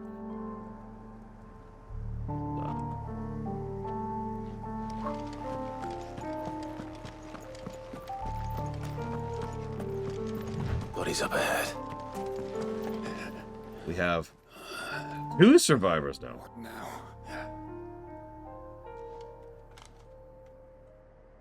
Is there no peace for a dying man? What happened here? The ether floods made savage beasts of my companions. And those faithless orcs, I knew they weren't to be trusted. We were told that they would stay loyal to our cause. Something commanded their loyalty, but it was not us. It's a wonder they stayed faithful for so long. Perhaps they sensed our downfall. The king is gone, our nation in ruins. What becomes of us loyal pawns now? Sworn to a shattered throne. Fuck Walud. Fuck the dead king and his god. Fuck this withered shithole. The floods do not affect you. You are a bearer, albeit one who's lost his friend. Pray, hear me, brother. Will you grant this pawn his final wish? Will you lay my dying soul to rest? Of course. What do you need? Finally, some luck. Beyond the castle walls, towards Stonehere, there is a forest. Never turn. My parents are buried upon a bluff, nestled amongst the trees. Theirs was the only love I ever knew. I was torn from them in life, but perhaps I can return to them in death. Take my ring. See that it rests beside their bones.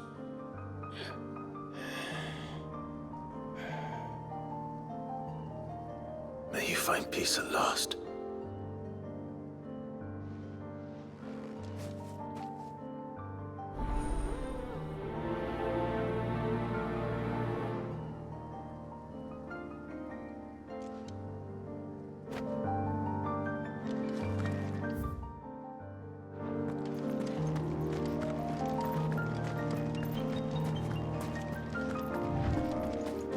That would be just the right mix, I think, of humorous and horrible. If at a certain point in this game, all the side quests just became bury all the bodies. You know, because everyone keeps dying. Oh, is this our final dungeon? Our actual final dungeon? Tell me. The only way to the capital is through that gate, just as you surmise. There's an army down there, Joshua. Yes, but I don't see any dominance.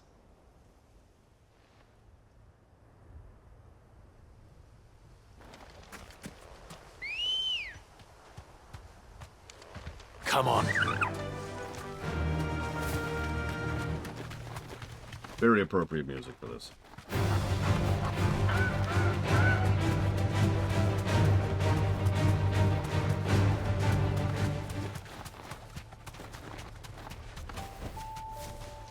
What? Not another Why? soldier in sight. Then we end their suffering.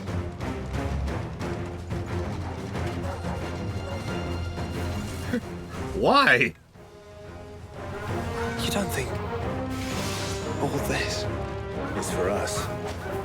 I wouldn't put it past Ultima. He's made nothing easy so far. Everyone group up. Come on, group up. Group hug, group hug. Group hug, group hug. Come on, come on.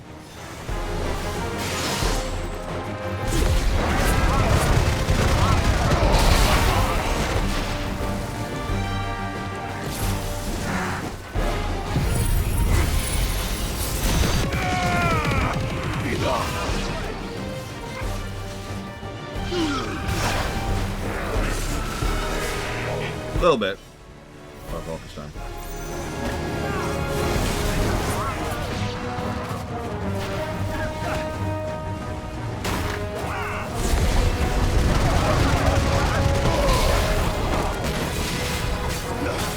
Oh yeah, sorry. During the earlier cutscene, I looked up that Neo Geo game. No.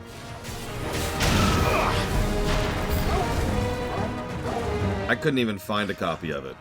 At all. You go on. Do I have a choice?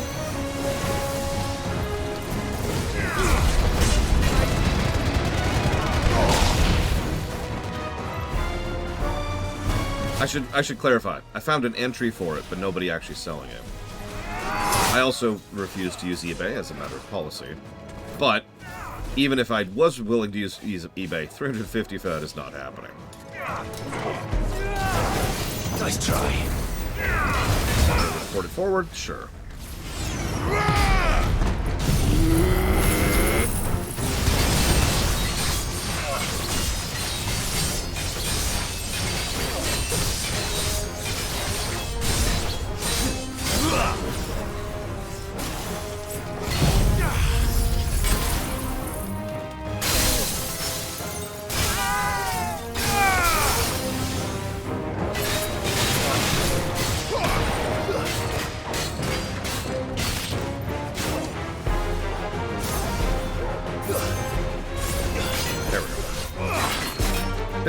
trying to figure out the mechanics of it. Wake up, wind!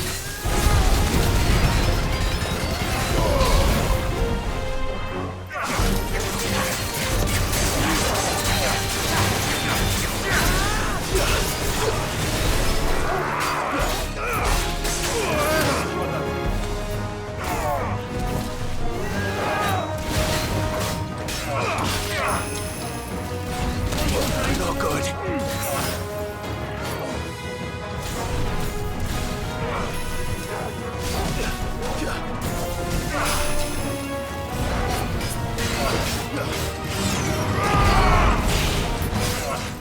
This is our chance.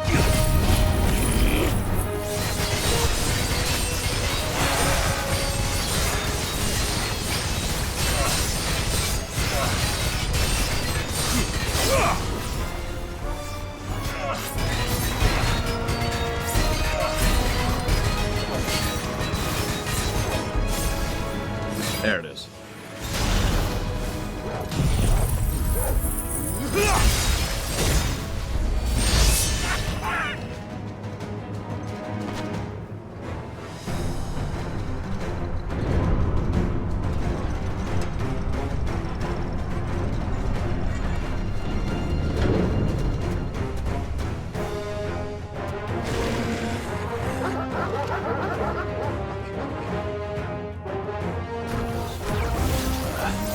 Joshua, this one's bigger than the others. And Nina, by the look of it. Game, we've fought these guys like 6 times now.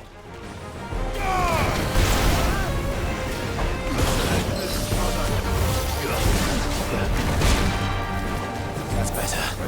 We're used to warlords now.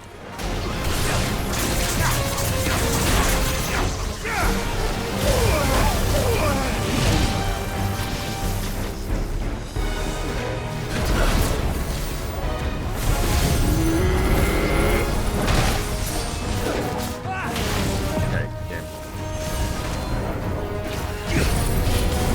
Come on, game. Game!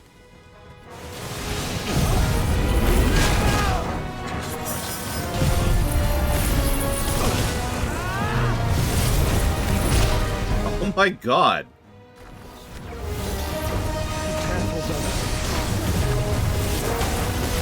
Nice try. Alright.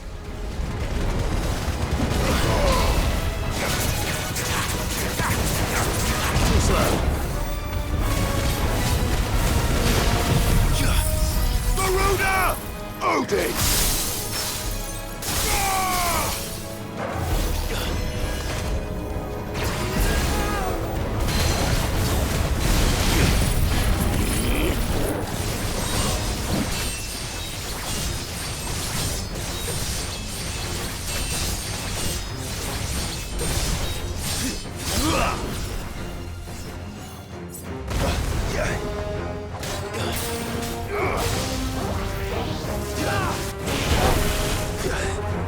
Guess we're all ready. Be reckless now.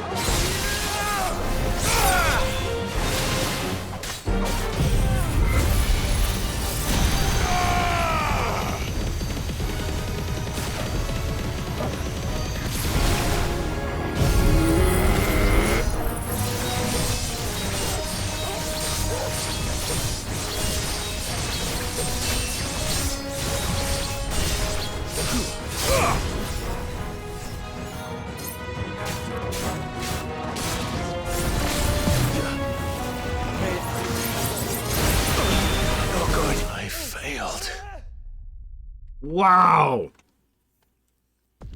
I just... okay.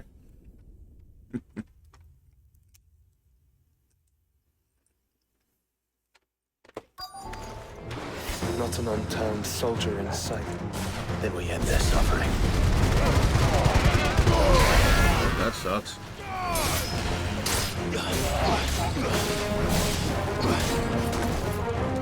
You know what?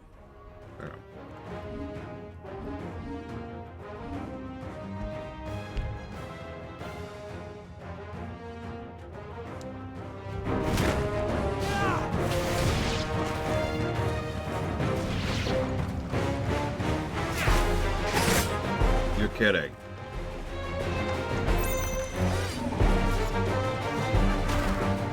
I was going to turn on the cheat rings because I keep meaning to test the cheat rings and I keep forgetting to. And this random trash battle that does not matter and is here just for filler would have been a perfect time to try it out.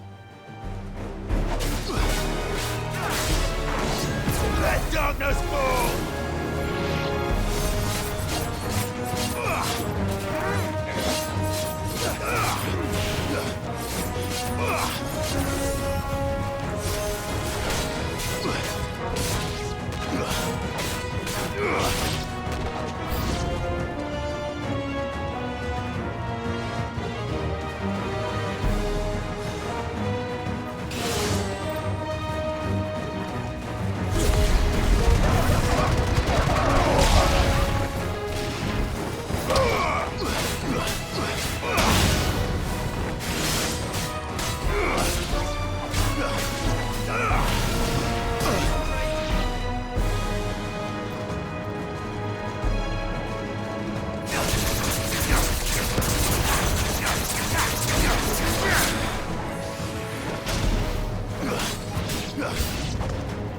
You don't think all this is for us? I wouldn't put it past Ultima. Yeah, if I was just using my previous build, I'd probably have a run over all this, but I'm trying to play up with Odin. My fault, I suppose. Although, I do have to point out that this is just yet another trash pack of yet another group of yet another bundle of the same mobs we fought many times before.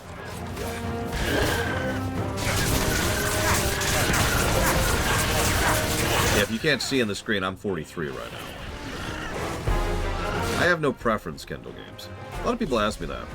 And I understand, because a lot of people have preferences when it comes to that, but I like good gameplay. Turn-based, real-time, ATB, full turn-based, team-based turn-based. Joshua, can you Doesn't matter. Do I have a choice?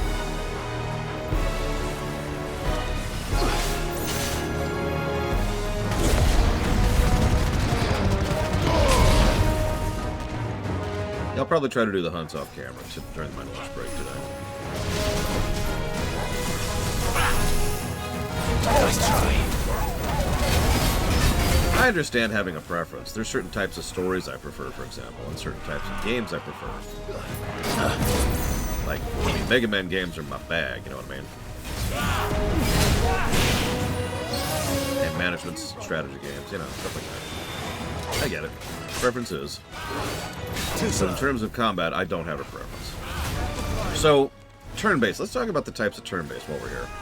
One of these days I need to standardize these. Okay. So there's round-based, which isn't really... I don't think I've ever heard anyone use that term before, but that is what it is. Round-based is FF1, or Dragon Quest. A round concludes, and then you spend, you know, you sit down there and you're like, okay, and you type up, or you input all of your commands for the upcoming round. Once all of the, sorry, I'm barely paying attention to this, which is part of the problem. I've fought this guy 50 times. I don't care! Just go away! Just go away! So yeah, the round concludes, you put in all your actions, the enemy, you know, does all their actions, and then the round concludes. Now there's some variance on that, based on how the actions occur. Sometimes there's a form of initiative, sometimes it's static, sometimes it's random, sometimes you go and then they go. But either way, that's your round-based. All combat is dealt at the round level, and then it's resolved. Once the round has started, you have no real control over what's happening. Then there's turn-based. Now, the first type of turn-based is us, then them. trying to think, because I had a perfect example. Just stop wasting my time, please. Please stop wasting my time. Please stop wasting my time. Please. Please. Please. I don't want to fight you. You're wasting my time on my screen. Thank you.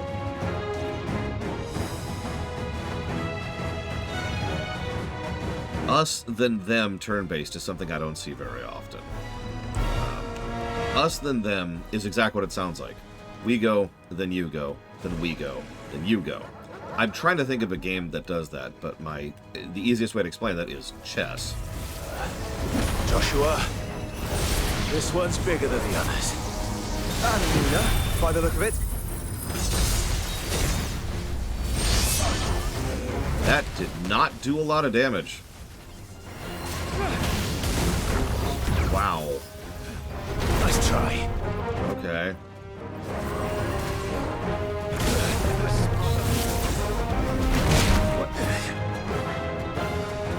Anyways, I apparently do not have the ability to split my attention between this garbage trash fight. So there's round-based, then there's you go, we go. Then there's what I like to call true turn-based, which has its own subvariants. True turn-based is Fire Emblem. There you go. That's a good example of we go, you go. We do all our actions in whatever order, then you do all your actions in whatever order. Us, you, you. Then there's true turn-based, which is initiative-based, exactly. Initiative-based actually has its own subvariants. So D&D is probably the initiative-based one that most people are familiar with, because, duh, you establish your turn order, and then you follow your turn order. I actually really like FF10's subvariant of it. I've seen it in a few games before, where that initiative can be adjusted on the fly based on movesets. Some moves have more cooldown. Yeah, Arceus did this too. Some moves have more cooldown or more padding based on what the specific move is. So you can do a move that actually pushes you up the initiative, and you can see the initiative order there, and it adjusts on the fly based on what you're doing. Now, of the various turn-based, that last one is my personal favorite. It's initiative-based, and it's adjustable on the fly. I don't dislike any of the versions I just mentioned, but again, if you put a gun to my head, that's the one I would put at the top, because it allows for the most options, the most choices, the most tactics. Yeah, and there's a reason why FF10 is my favorite turn-based RPG, is in terms of just pure combat, is because I love that system. Also, I just noticed, one of my rings is called the Wages of Warcraft. Anyways.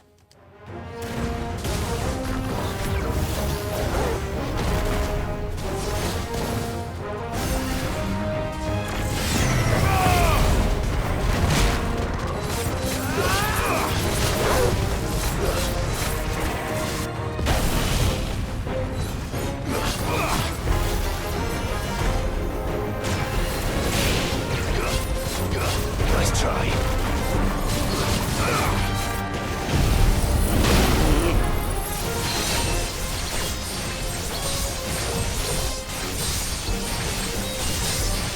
Favorite ATB? Just the ATB itself, that's an easy answer. That would be 10-2.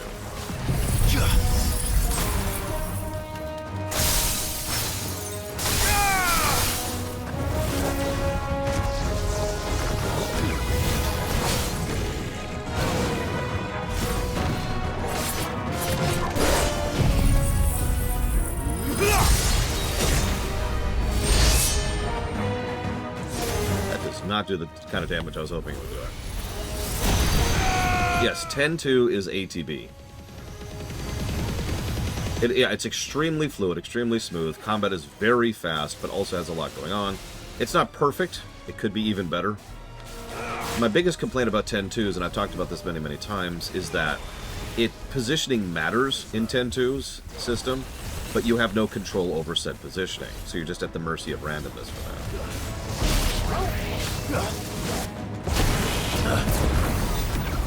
And that sucks. But that's it. Otherwise, it's a really solid system. Other favorite ATB systems in no particular order would probably be 8, which is actually quite solid. 6, I probably don't need to explain that, and Chrono Trigger. Nice try. Actually, yeah. Not a bad comparison, Rex. Honestly, 10-2 with positioning control, maintaining the relevance of positioning, would be a near-perfect ATB system for me.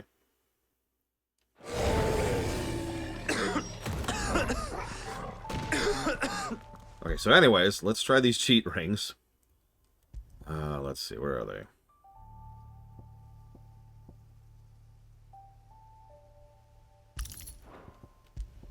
I said I'd test these for Pax's sake, if nothing else, because he was wondering what kind of built-in cheats there were.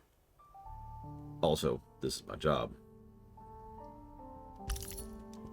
Wait, so that's time slows before an evade. That's an auto-evade. So, hang on. That is... I don't know what that is. We'll find that out. And this is auto-heal.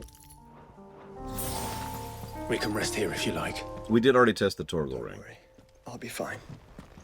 And got rid of it because it kind of sucked. It just wasn't what I wanted out of it.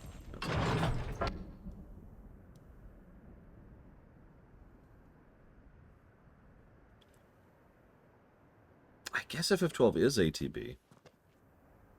Look, Clive.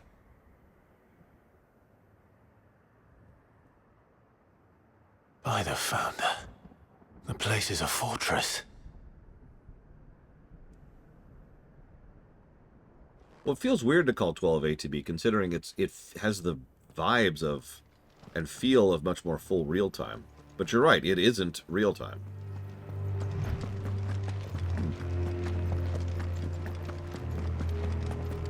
And yeah, for those of you not aware, the remaster of FF12 gives you gambits right out the gate.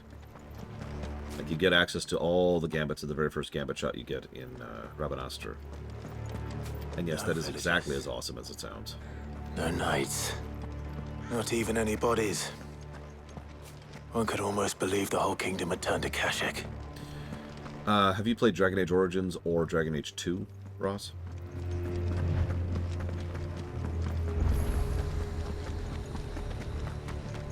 Forgive me the foolish question. Origins. Okay, so you know how you can customize what the party member does when, as like an automated scripting thing? Those are gambits. They're actually called gambits in FF12, but I've called the entire system gambits for a long time. Well, because it's actually a pretty rare thing in gaming. In fact, there's only like 5 games I can think of that give access to gambits. It's just a shame, because giving full scripting for your party members was a really good idea.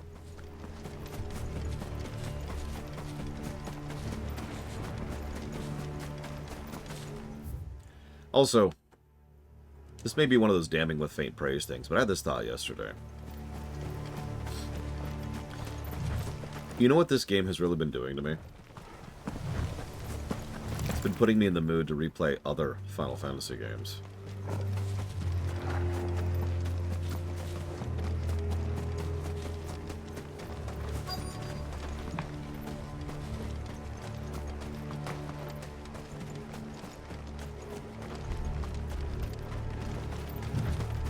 I do, Russ. Us-them is a good system, especially when it comes to a tactics game. Advance Wars does us-them as well. I guess that is round-based, but it's not fully round-based. I need another term for us-them. Because we've got turn-based, we've got round-based, we've got us-them, and then we've got initiative.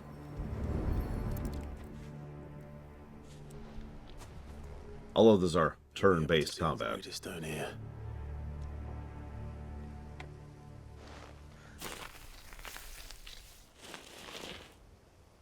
Lol, as to mean.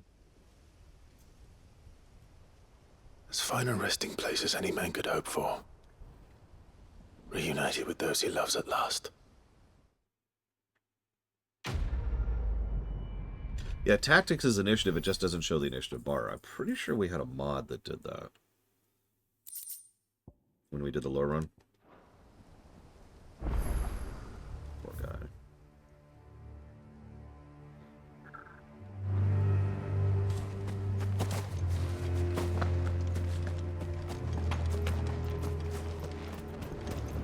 Oh yeah, Paper Mario, that's another us-them. You take your actions, then the enemy takes their actions.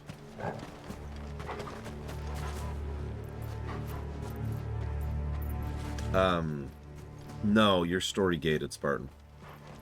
Once upon a time, let me tell you a story that you're going to make fun of me for, or at least Rax is going to make fun of me for.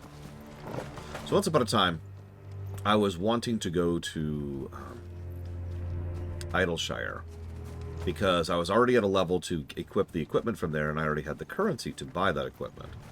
Don't ask. So I was like, all right, well, I looked up the route, figured out how to go, walk, and ran into a goddamn wall. A literal wall, actually. I went digging and trying to figure out exactly what was required to bypass that wall, and the answer was, who frickin' knows? Now, this was when Heavensward was a little bit newer. Does it bother you that we haven't heard a single human sound? Everything about this place bothers me. As it should. And yeah, I was just kind of like, can I go? And the answer was a big fat no. I couldn't figure out why. Because nobody had ever really bothered to write down the fact that a lot of areas are locked behind MSQ in FF14. Like, it's not that way in WoW, for example, for the most part. And I have to add that proviso because what's funny is WoW has started adding those kind of requirements. Like, you can't access Zaralek until you've done a few quests, for example. Same thing with Amirdrasil. 2 zones in one expansion you cannot access until you've hit the point of the MSQ to access them. Same thing with Kurtha, actually. And Zereth Mortis.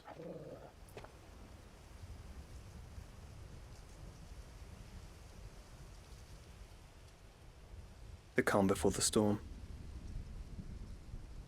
There's only one way into that city. Across the bridge. Through the main gate.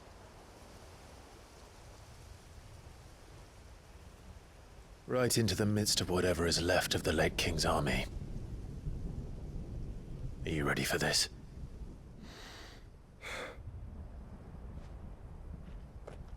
As ready as I'll ever be.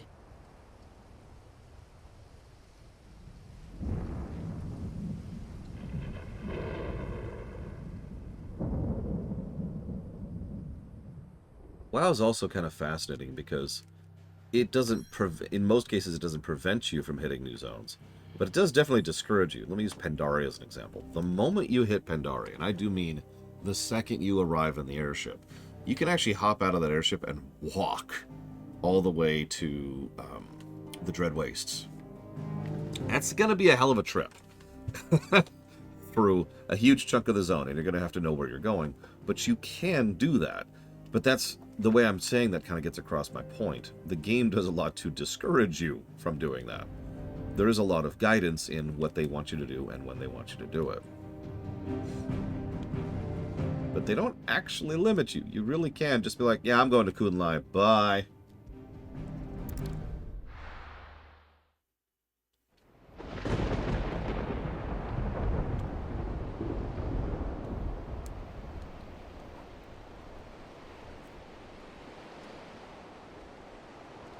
But, okay, so you want to hear the weirdest thing I ever found out about ARR? You can't get access to the ships that carry you between the capital cities until you hit, like, level 15. And do a specific quest. So it is MSQ locked. Don't mistake me, I get it. FF14 is very, guide you by the nose, but that weirded me out. I actually had to recommend to a friend that they quit their character and start a new character to switch classes because of the fact that they couldn't go and just grab the other class until they'd gotten to a point in the MSQ and they were not enjoying the class they were playing at all. And it was just like, oh, okay.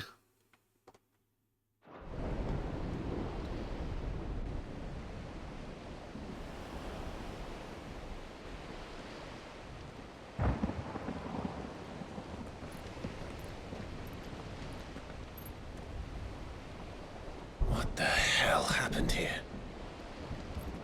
I dare not think. A stroke of good fortune, perhaps?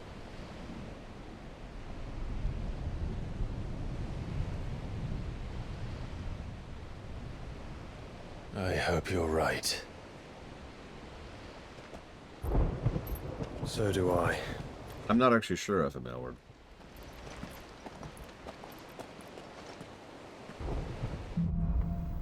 Streets of Madness. Who's ready for the second to last boss before the DLC? Actually, let's see how long the Streets of Madness, because I had a friend tell me something about this.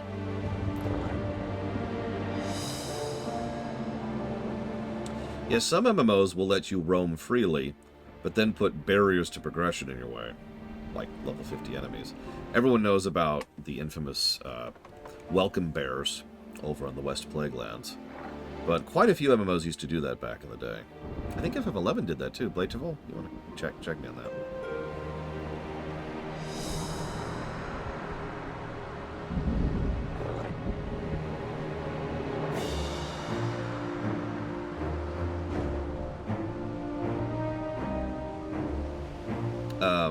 Yeah, absolutely, Dakota, 100%.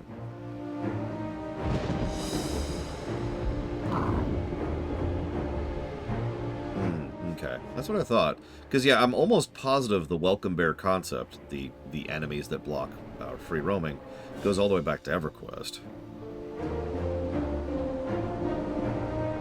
Because that's when they first started really doing that. Because you can just walk to a lot of places in EverQuest.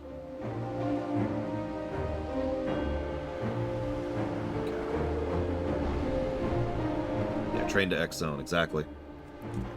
So for those who don't know what that means, enemies, once they aggro you, do not de-aggro you until you zone, kill them, or die yourself.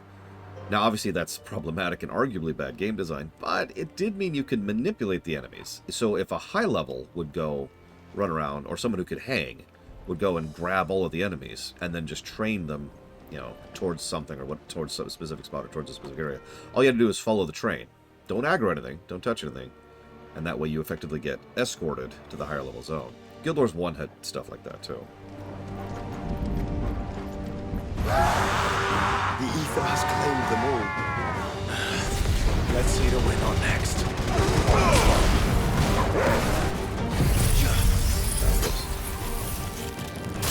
I don't know how that happened. Wait, what? What's happening?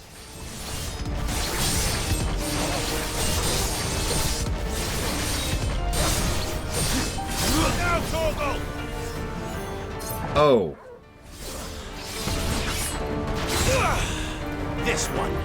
This is what having the rings on does.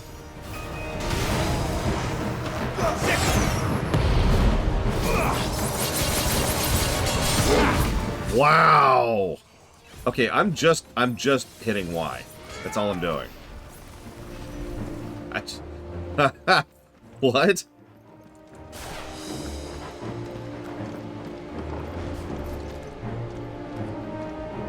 This doesn't count as throwing up the cheat bag flag, by the way. No, yeah, this does qualify as an easy mode difficulty. And I'm tired of combat button. And the fact you can toggle it on and off at will is actually pretty awesome. Huh. So, let's fight a boss.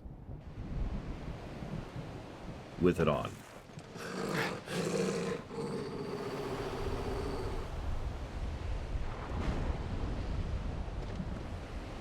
Hey look, it's one of the earlier bosses in 15.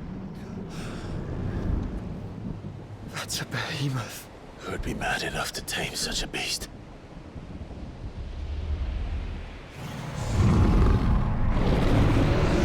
Oh, they absolutely do, Kennex Scout.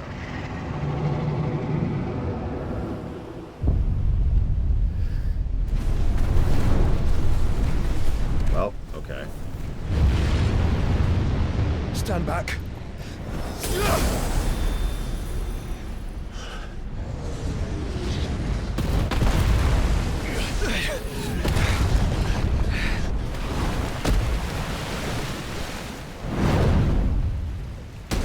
Get up. Here it comes. So let's test two things here real quick.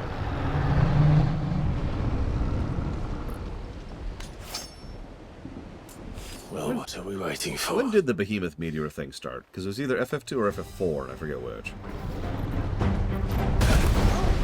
Oh, wow. You know... Oh, that makes sense. Let's just stand in the middle of this. Yep, no. Hi, I'm essentially invincible. This is how you do damageless, right here.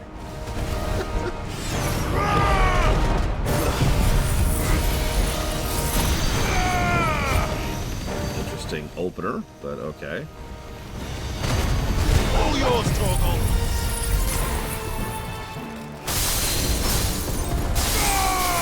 Jesus.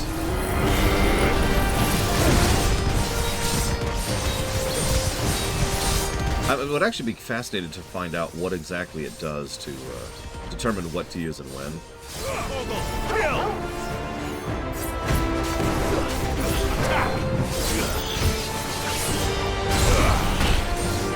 This one.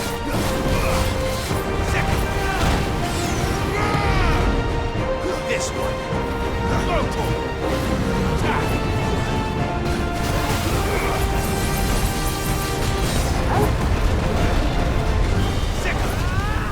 Over here.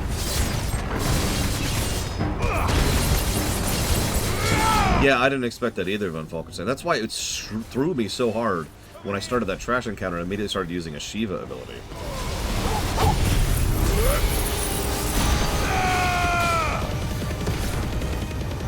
I think something's happening.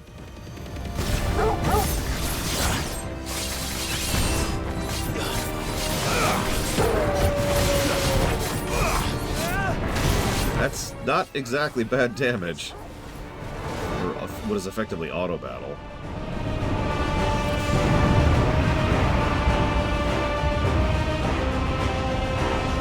No! Stand back! I'll conjure a ward!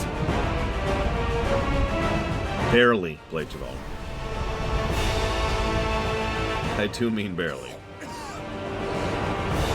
Joshua! Apparently, Arax. God, I just suck today. Desperate times. Clive, no! Trust me. I'm your shield, remember?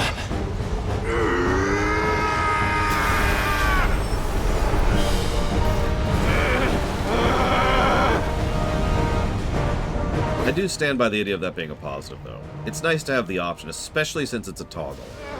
If you were stuck in that mode, that would just make combat extremely boring extremely quickly. This won't be a job for efforts! Why would you turn to him, brother?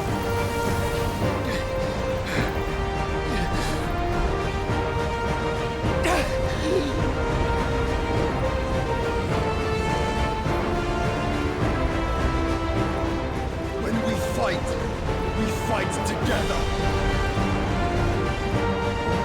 I mean, you can level the same complaint at FF12 off the keyboard, which is another complaint I don't really agree with. But options matter. Making it an option diminishes any possibility of it being too easy. Especially since it's toggleable on the fly. Well, out of combat. That wasn't too bad. That was just the beginning. And then he summons another meteor.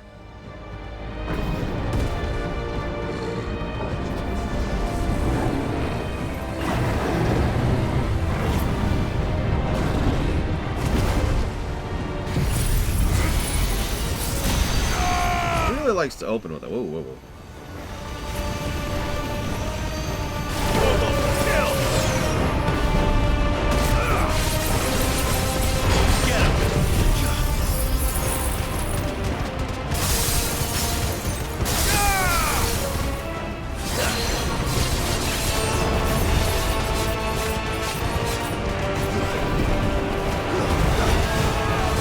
It reminds me of an argument I heard before.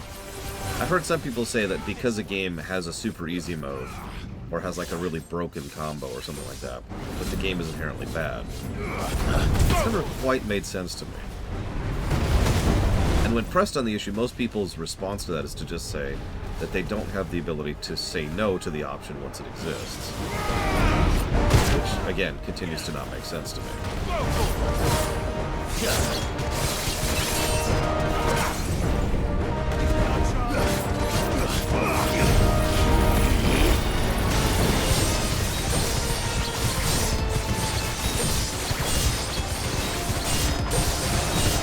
should also mention that the 3 rings we have on right now are gradient. We can put on 1, 2, or 3 of the rings in whatever combo. This one.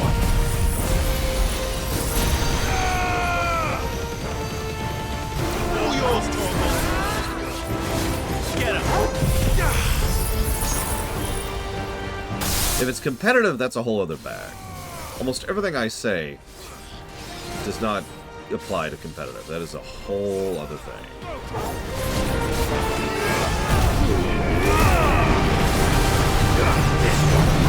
Yeah, I've been aware of that particular trope for a long time because I've been playing video games for a long time. The first time I ever encountered that was probably Mega Man 2 of all things. Metal blades are overpowered. Something I don't fully agree with, but nevertheless something that a lot of people have stated for a lot of years.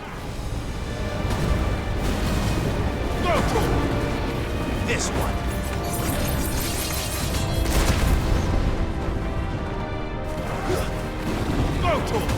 And yeah, there's also the option to just help you dodge instead of making you dodge automatically.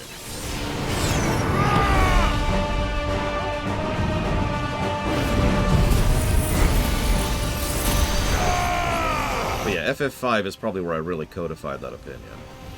Sure, you can become ridiculously overpowered in FF5, but good.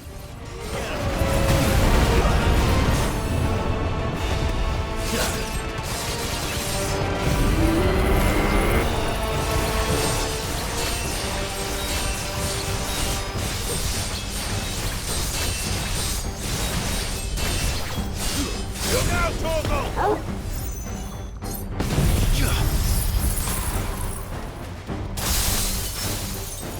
FF8 would probably be the other one I tend to hear with regards to that.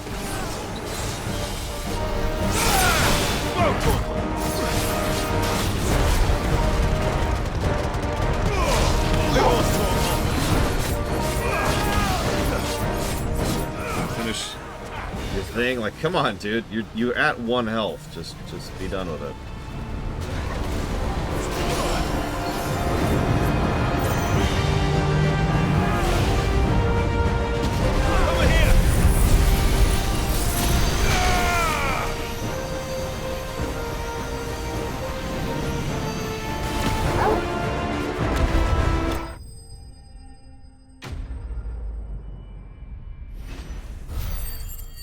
So that's those rings. Those are some good built-in cheats, not gonna lie. Absolutely positives.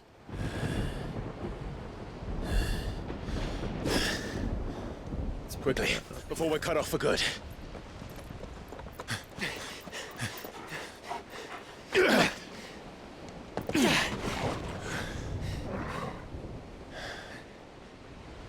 If it is like the others, the entrance to the inner sanctum will be at the foot of the crystal.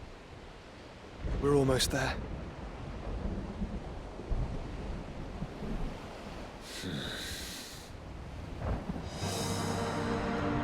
Now, I should probably go actually grab lunch, since I'm already several minutes into my lunch break. I will be back in a bit.